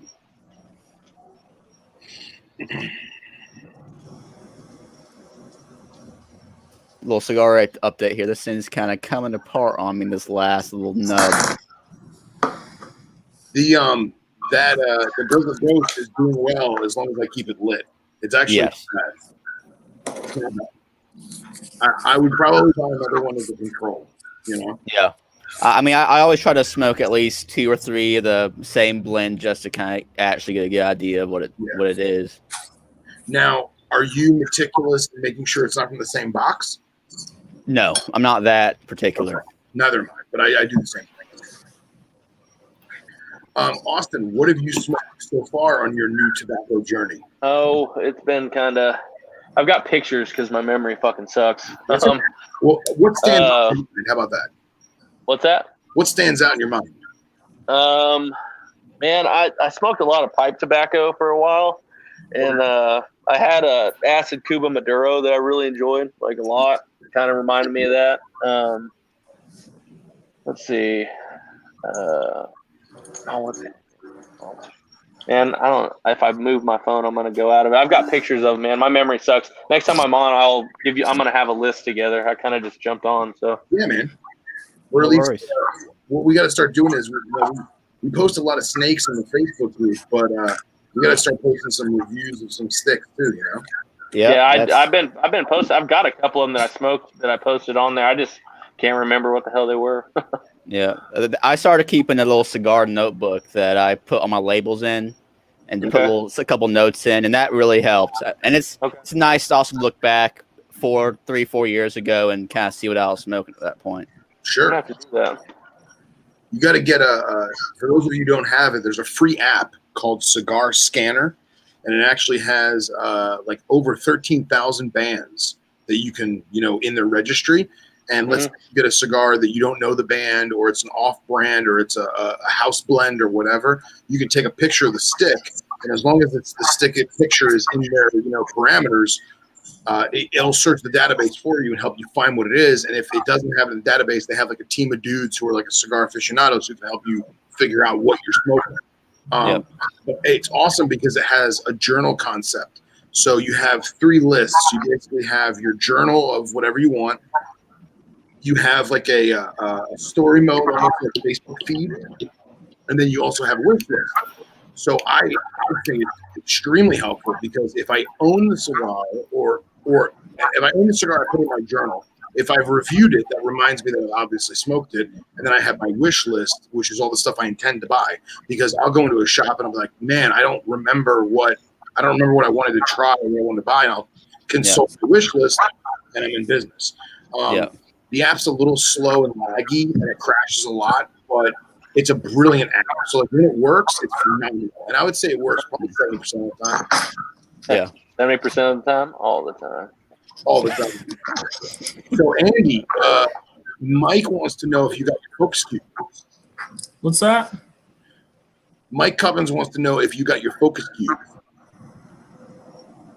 No, I got some answers to a question I put out there.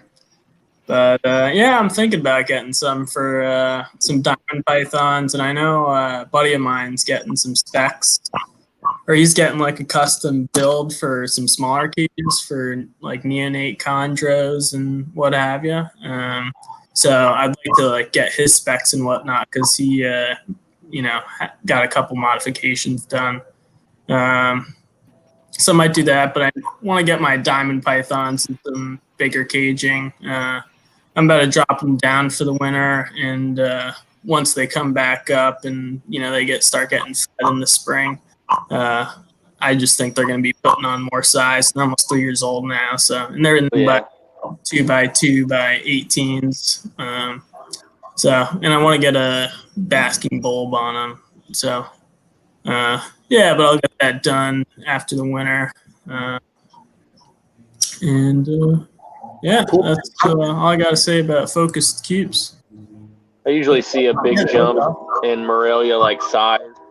As far as bredli are concerned, at that 2-3 year, they just that year of from 2 to 3, they explode in size, and that's what so it's interesting. Especially in females, tend to blow up. Who's got the train? I think that's Austin. What do I have? The train? I don't think it's me. Oh yeah, that's a train. That's me, man. Sorry about that. I like it. My bad. All good. No worries. There's a train track that runs through my town. So Andy, how's my classifications? They're doing wonderful. Awesome.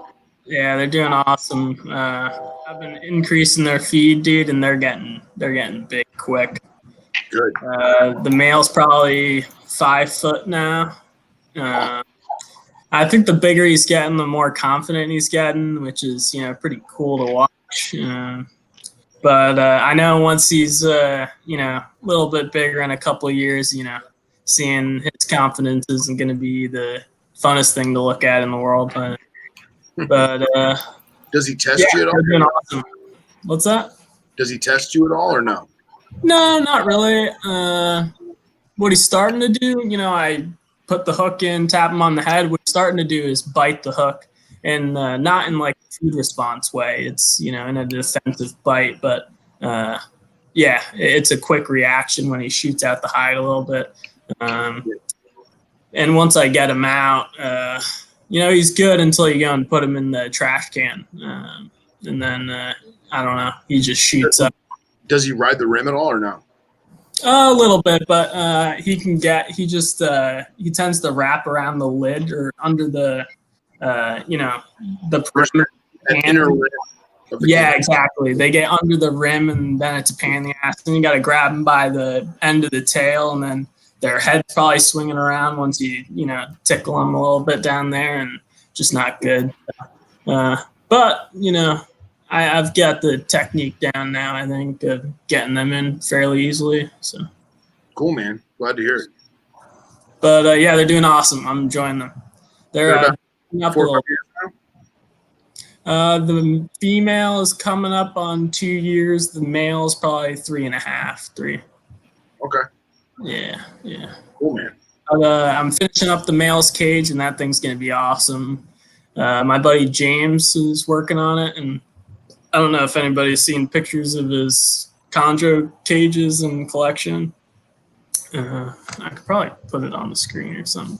But he's a master carpenter, and he builds phenomenal stuff. So he's building my male Moluccans cage, which is a 6 foot long, 4 foot high, 2 feet deep. And that's awesome. It's gonna have the work. So I'm super excited to get him in there. Awesome, man. Dude, all kinds of shelves and shit, and it's gonna be cool. Yeah, I'm envisioning in my own mind right now. Yeah. Cody's got me thinking about doing like the, doing the the proper backgrounds and all that. I was just gonna do like a vinyl wrap, some outside grade vinyl, which James has used for cages for 20 years, and they're still rocking and doing great. But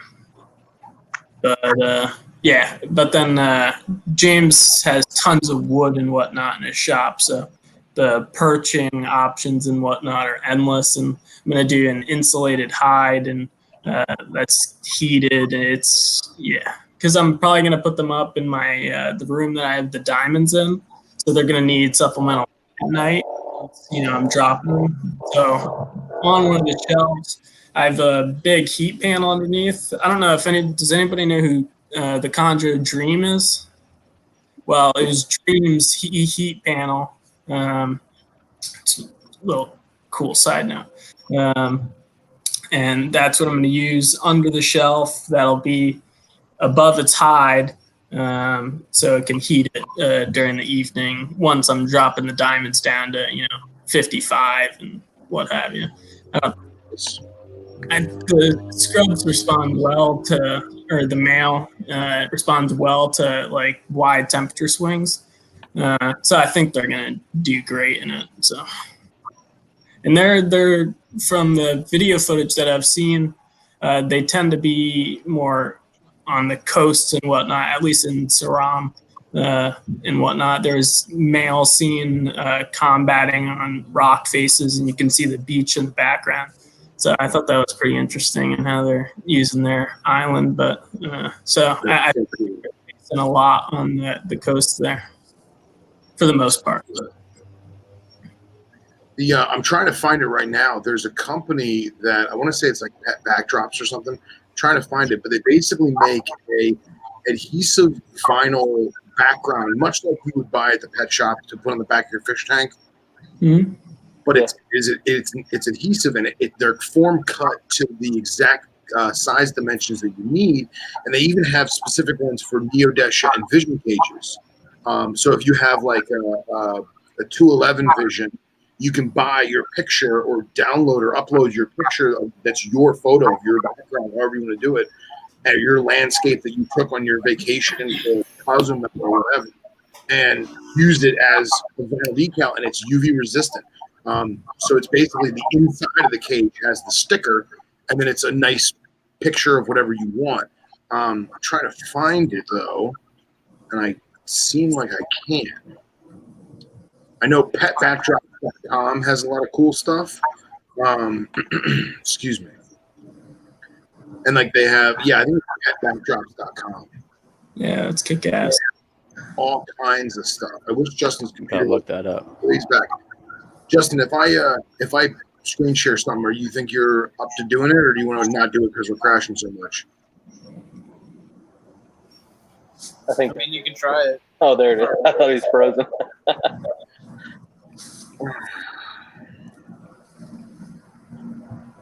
Let me see. You know what? Let me try and find it first, and then we'll see, because I don't think this is the right one.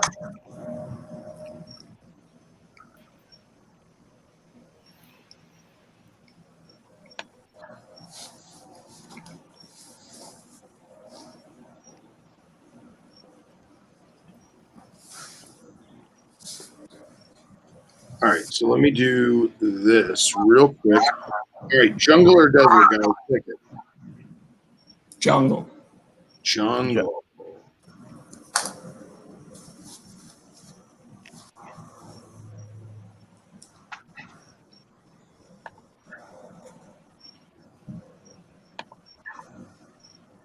Wow, this is not what I expected. All right, they changed their website.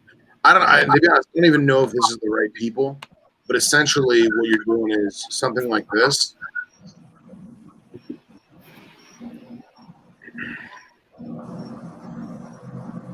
Justin.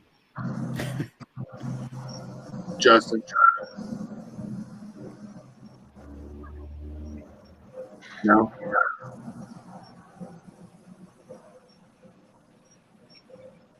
No. No. Nothing.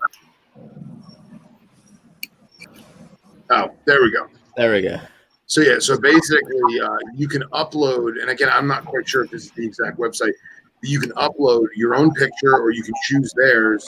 And then this is a custom vinyl decal that goes in the inside of the enclosure, whether it be a pigeon cage or neodesh or PVC or whatever, and it's UV resistant. So if you are using UVB, it's not going to fade with time or whatever. And then at the same time, if it poops on the wall, it's vinyl, you can just wipe it off. So I thought that was really cool. I was really thinking about doing that with a bunch of my pigeon cages. Yeah, I like that. That's a really cool concept. So even if you didn't do like the big naturalistic 3D thing like Cody and Pia do, you would still get an aesthetically pleasing backdrop. You can even take, if you have someone in the Moluccas who take you a picture of, the island, you could make that backdrop. Yeah, that would be badass. Yeah. Yeah. I'm trying to get it together soon, so I don't know. I think the black background on a gold snake will be pretty kick-ass. Yeah, man, that golden yellow. Yeah, for sure. Yeah. For sure. But that's an awesome idea. I think it would be cooler on like a smaller scale kind of thing, but yeah, that's awesome. It would probably be very expensive for 6x4 foot background, but yeah, that's awesome. I don't think so. I think it was relatively good when I looked at it, because I acquired 3 of the 3-foot display visions from a friend.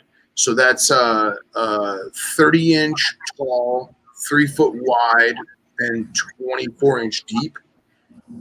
Excuse me. And they're like they're a 3-foot vision, but they're taller and showier, for arboreal stuff or whatever.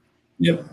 And I was going to do one for juvenile Eastern Diamondbacks that I had, and I got a bunch of palmettos fronds and did it up, and both animals wound up flying on me because they were just not good. But I'm glad I didn't do it, because then I would have been stuck with this saw palmetto background, But I was looking at it, I think it was like $30 for 3 feet, something like that.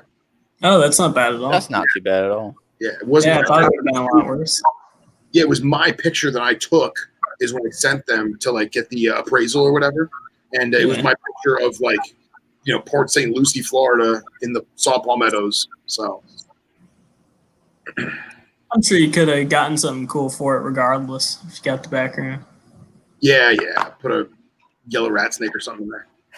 Yeah, hell yeah. That's my problem now is that I've got of the three of them, I've only got one being utilized.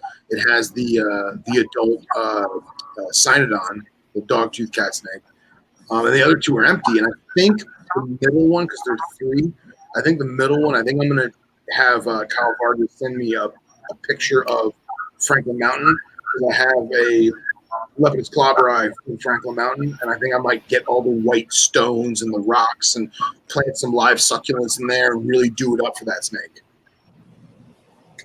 Be cool. Yeah, and I mean Kyle's photography is absolutely awesome, both his animals and his landscape stuff. And that is one of the things I love about the guy is that he will literally show you the exact foothill of where his produced offspring are from. Super cool. That is really very cool. The longer I keep stuff, like the more I want to do. Like I think here in the next year or so, we're going to be moving probably, and I want to get like a pole barn, and I want to do some like legit walk-in, planted, and like sick cages for some of my bigger stuff, man. And it's just like one of those things that now I can start like putting energy towards that as far as like ideas and stuff, instead of like putting energy towards acquiring more animals, you know. So Yeah. that part of it's really like got my attention right now. That's kind of the way I'm moving to. Is that once I get a house and some property, I want to start keeping stuff I can outside. Yeah. Not sure that's going to look like yet, but we'll see.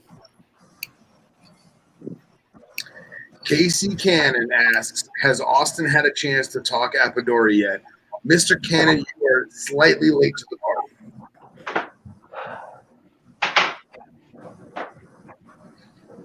Oh. I know that seems like all I do whenever I talk about stuff as far as snakes are concerned, but it's the shit that interests me.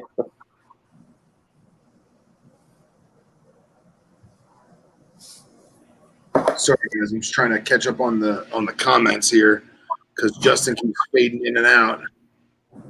Yeah, this is my. I don't know if you guys can see him. Probably not. I'll have to turn his light on. I got my male's out cruising right now. My big male. Nice.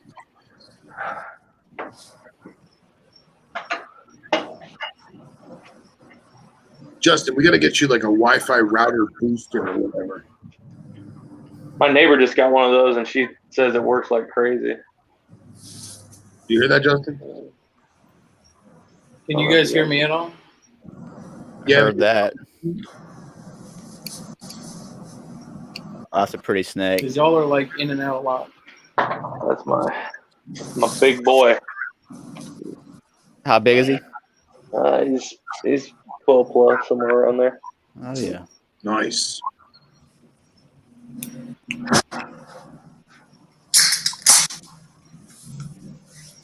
He's pretty chill. They're pretty defensive in their enclosures, but once you get them out, it clicks off. And if you let them like come out on their own, they're pretty chill too. Nice. You usually hook them out, or? Oh, 100%. Yeah. 100%.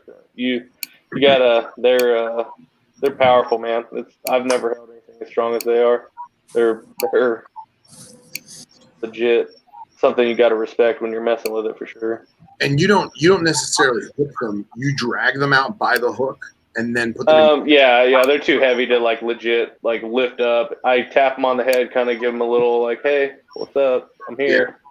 Yeah. And kind of just like pull their latter half of their body towards me if I can. And once I get them in my hand, they completely just like it goes off and they're fine. Yeah. Yeah, I did the same thing. I had a friend who had a lot of retics, and that was the thing was if you use like a shepherd's crook and drug them to you and just pick them up, everything was cool. But if you tried to like quote unquote tail, even if it was lean enough to actually tail, doing that whole like lifting their body off the ground tail thing, oh no bueno. Yeah.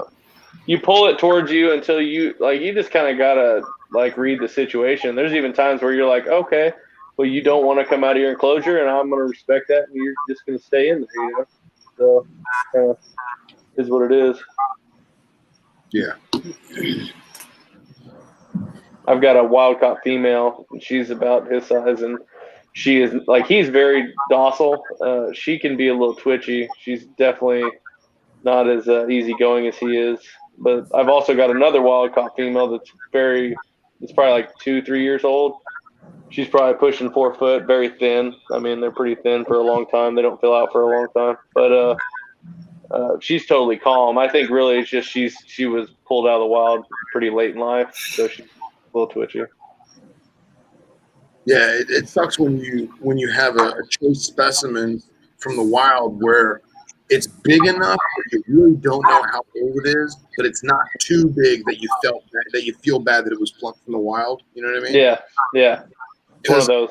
You know, one of my a guy I used to work with a long time ago, very much into the herpetological studies, so to speak, and he did some like side work as a professor here and there, and he did a whole study on copperheads, and basically they kept them outside. I want to say North Carolina, and basically they did consistent food throughout the non-hibernation times, and then the other animal got it randomly, and they're the same exact animals. They were both born in captivity on the same birthday. They're literally litter mates, and one did so much more and became so much bigger because of the food and because of the timing of the food. And it sucks that when you get that wild caught specimen that's that medium juvenile-ish, yearling or so, you have no idea. It could be 5 years old. It could be 1 year old. Yeah. Yep. It definitely is what makes it difficult, and it's also why I'm waiting another year. I had originally planned at the beginning of this year to introduce my older pair, and my gut's saying, just chill, wait another year. And so I'm going with my gut. Cool.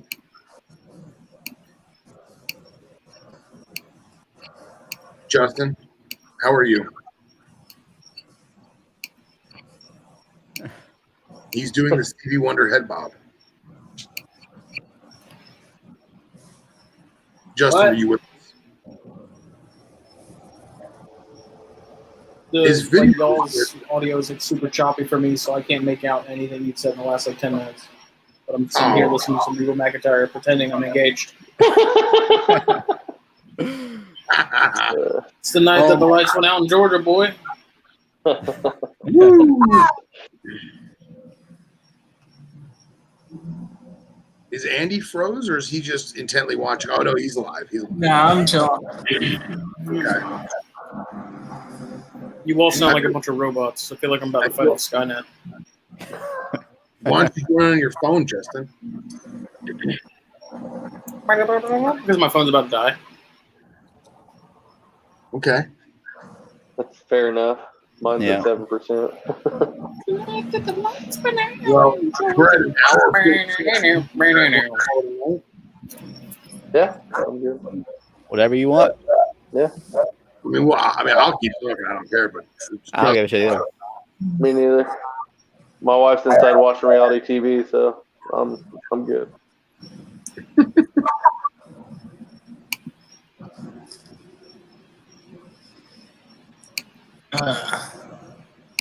Mike, I do have a couple snakes together and a couple more going together.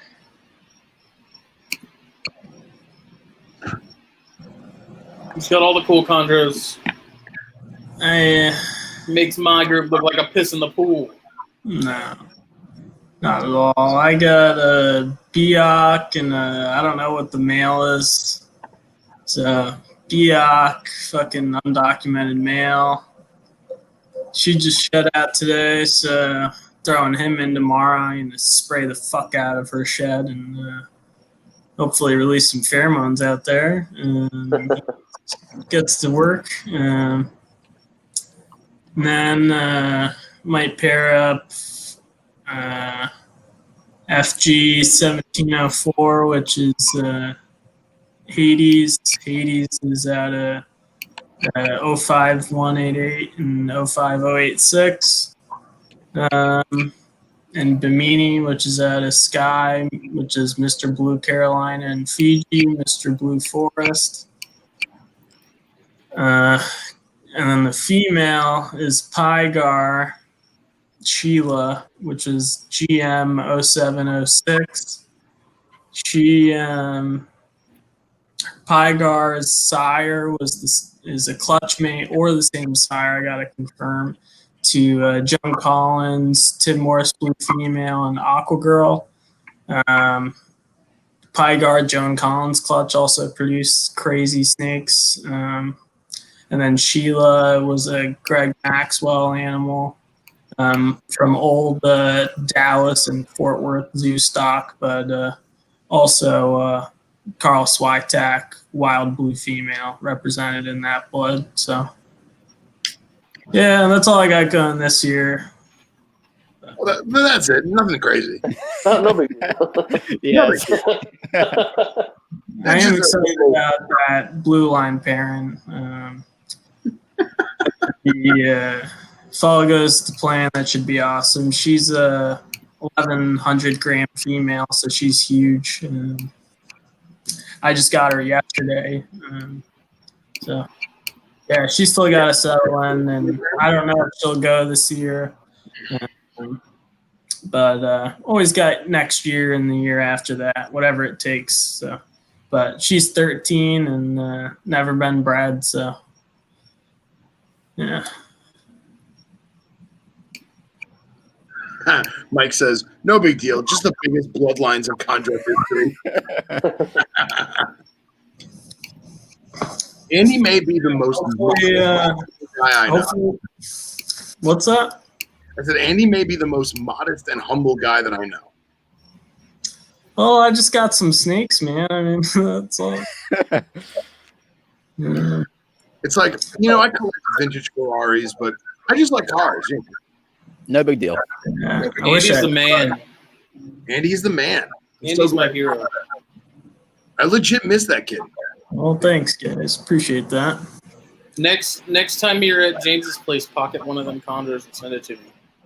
I was at James's place today. I know, you had every opportunity. Yeah, James has got a bunch of stuff planned this year. It should be awesome. So, should be very cool. I think we lost Justin there. Yeah, I think so. Frozen again. Yeah. Yeah, he's frozen. It's funny because back in the day, 4 or 5 months ago, Justin would do that exact face that we see right now, but he wouldn't be frozen. He would just be doing it. I remember that. And now he's actually frozen, and it's a shame. I gotta just imagine what he's doing right now, getting pissed the fuck off. Right. I gotta convince him to let me do like the command controls. That way, like if he does freeze out, we can at least still throw pictures up on the screen and stuff because we can't screen share or do that. So, but Mike wants to know if Andy has any aquariums. I got a bearded dragon in an aquarium. They float. Well, it doesn't have water in it. Yeah. It does have water. Yeah. Alan says he's just. Yeah, I'd love to put a freshwater tank in my snake room. I think that would be awesome. Boost the humidity and all that. Any specific species? No, I know nothing about fish. I just think it would be cool. Dude, I want to do I think so bad. Seeing like Cody and Pia have like the Bothriechis and paludariums and stuff, I want to do it so bad, but I just remember all those years I did fish, and I'm just done. Like I'm just. Yeah, it's too much work, but I don't know. They say it's pretty low maintenance, and they got a good setup, so I don't know. But it's awesome. I wish I could do the same. It's beautiful. It's awesome. It's low maintenance because they have interns. Let's be real. This is true. You gotta spend big money on setup, right? I don't know anything about aquarium stuff. I feel like the better stuff you get, the less maintenance it is. Yeah, that's my kind of thought. Well, I feel like if I didn't have so many species and I had like one nice wall unit, I could get away with it. But like, I'm not gonna want to come home from work and do that. Like, it's just no. Like water changes, siphons, and That's why we keep. I'll leave that for Ryan. A lot easier. Yeah. So what else is on the agenda, boys? Got anything exciting coming out? I'm just slowing everything down, man. I don't have anything. This is like my time of year where my focus gets off of snakes and into the woods. Yeah. All my stuff is still growing out, so nothing's gonna be breeding in at least 2-3 years. Yeah, but you mentioned you were doing some herping. Do you have any like herp trips coming up? You know, No, I was gonna go herping today.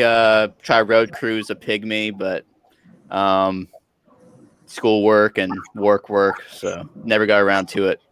But I'd love to go down to Francis Marion again. I love that place. It's the boondocks of South Carolina. It's my favorite place in the world. Want to go up in the mountains and find some timbers. So timber rattlesnake is probably my favorite snake in the world. I love those animals. So nothing planned right now, but definitely bucket list species for me to see in the wild for sure, 100%. Yeah, I think I showed Phil. I'll put it in snakes and stogies, or I might already have on a Jeep trip. I found a monster, pristine example of a timber rattlesnake, and that thing was awesome. Nice. Yeah, man, I've had countless timbers and cane breaks over the years in captivity, and I've never seen one alive. It actually, you know, if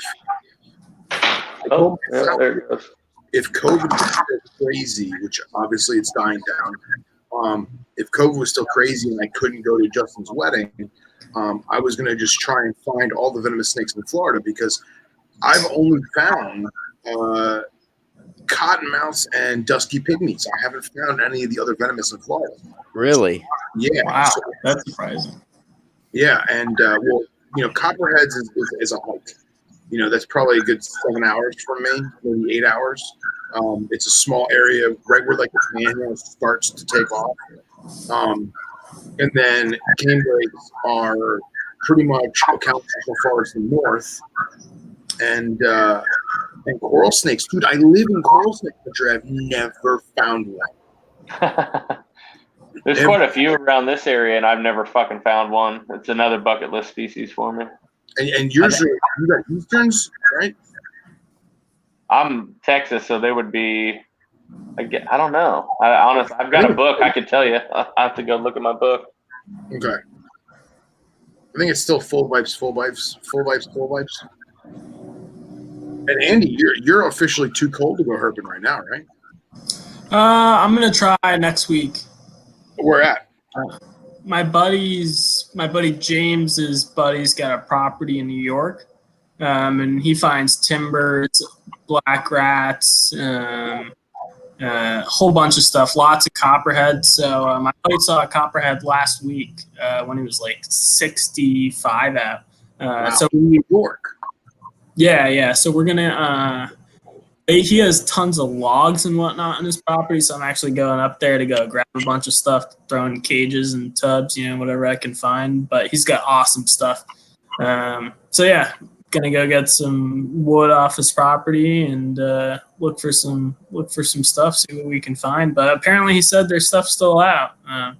So that's awesome, man. I didn't know that copperheads even went that far north. That's phenomenal. Yeah, copperheads. I found timbers last year. Maybe 2 years ago now in New York.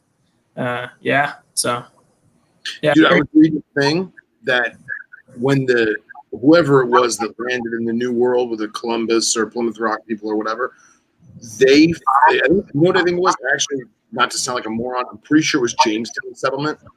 When they first landed at Jamestown, there were timbers on the beach. Oh, what? And like all over the beach, like they used it as if it was road cruising, you know what I mean, so to speak. And that was a big thing, is like all the fishermen that would go to the beach, to the Atlantic, to, you know, do offshore fishing, they would have to like scoot off canebrake rattlesnakes everywhere. And that was the first time I think anyone had ever seen an actual rattlesnake. Or Yeah. let me rephrase that. The first time the Western white man had found a rattlesnake. Yep. That's crazy, man. Could you imagine that? No, It's crazy. I mean, I can imagine it, but that would be awesome. That would be really cool to see. I don't think they thought it was awesome. Oh, I'm sure they didn't. I'm sure, kind of for good reason. They didn't have any way to treat that shit. So Yeah, that'd be a bad day. yeah. Crazy, man. Crazy. So Casey Cannon just comments that when he was herping with KJ down in Florida, they almost had the Florida Venomous Slam. They missed, I guess, almost found all Florida Venomous in one night.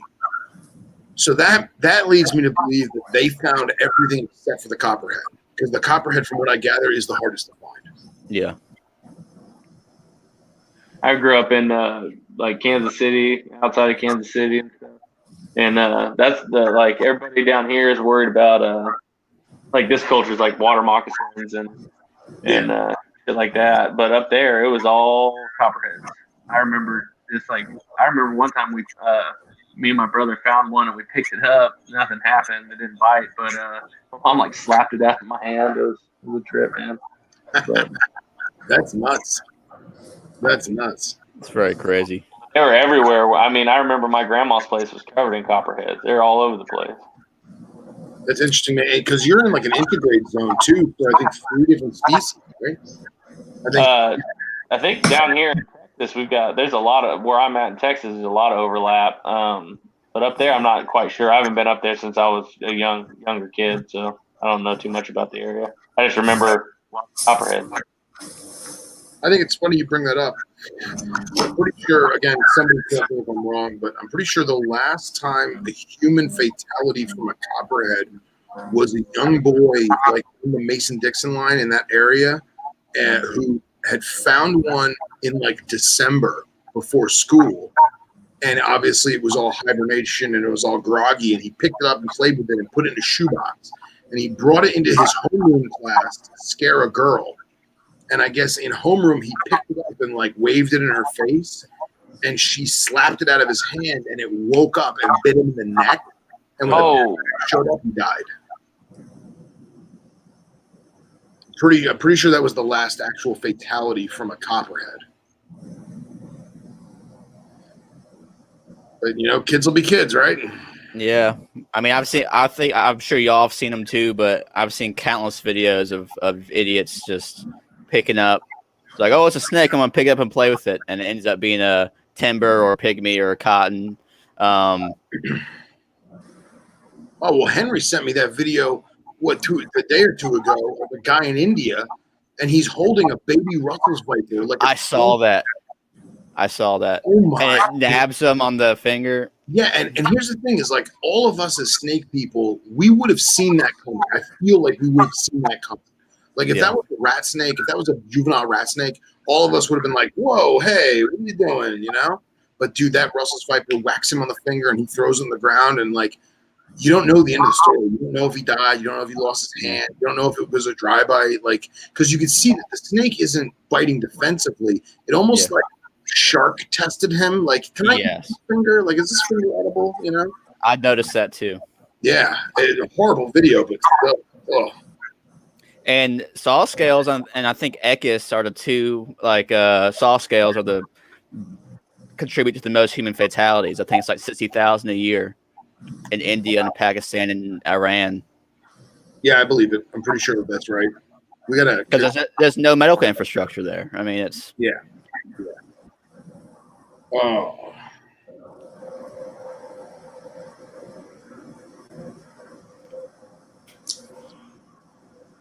So Justin's out. His internet's officially trashed. And I'm assuming we lost Austin because he said his phone was dying. Yeah. We're at the 2-hour and 3 mark, boys. You guys ready to call it a night? Yep. So what was your final thoughts on the ghost? Oh, so I've got the last third left. And I'm convinced that it was a good smoke. It was a good, dark, rich, bold smoke that wasn't overbearing. However, it would not stay lit to save my life. Yeah. And I feel like I'm not going to recommend it. I'm not going to be like, oh my God, go out and buy one. But I'll smoke another one and I'll give it that second try. Yeah. Yeah. Cool stuff. Well, for those of you who are in the comments who are wondering, message me on Facebook and I'll send it on Facebook because it's a Facebook video of the Russell's Viper and you guys can see what we're talking about. But yeah, dude, Andy, thanks for chiming in, man. yep. Nice meeting you, Andy. Yeah, nice to meet you, Thomas. Yeah, for having me and posting the link up. Had a good time for the short time I was here. Yeah, we Justin and I decided to do this one tonight because we didn't know if we'd have time to do another Snakes and Stogies at the wedding or before the wedding this weekend. So we figured we'd do this one. And we'll probably have a week off. And then I don't know if it's going to be next week or the week after, but they have the 100th episode of the Herpetoculture podcast. So for those of you who are fans of the Herpetoculture podcast, that'll be coming up soon, the 100th episode. So thanks. You haven't thrown a party for that or something? Yeah, something's got to happen, right? What's going on? Like, I don't know. I'm only the substitute host, so we'll find out and we'll keep everyone posted. right. So thanks for everyone for watching. I think honestly, because Justin left, I think we all have to exit for it to turn off. But for those of you who are still watching, good night. Good night. You have a good one. Good night.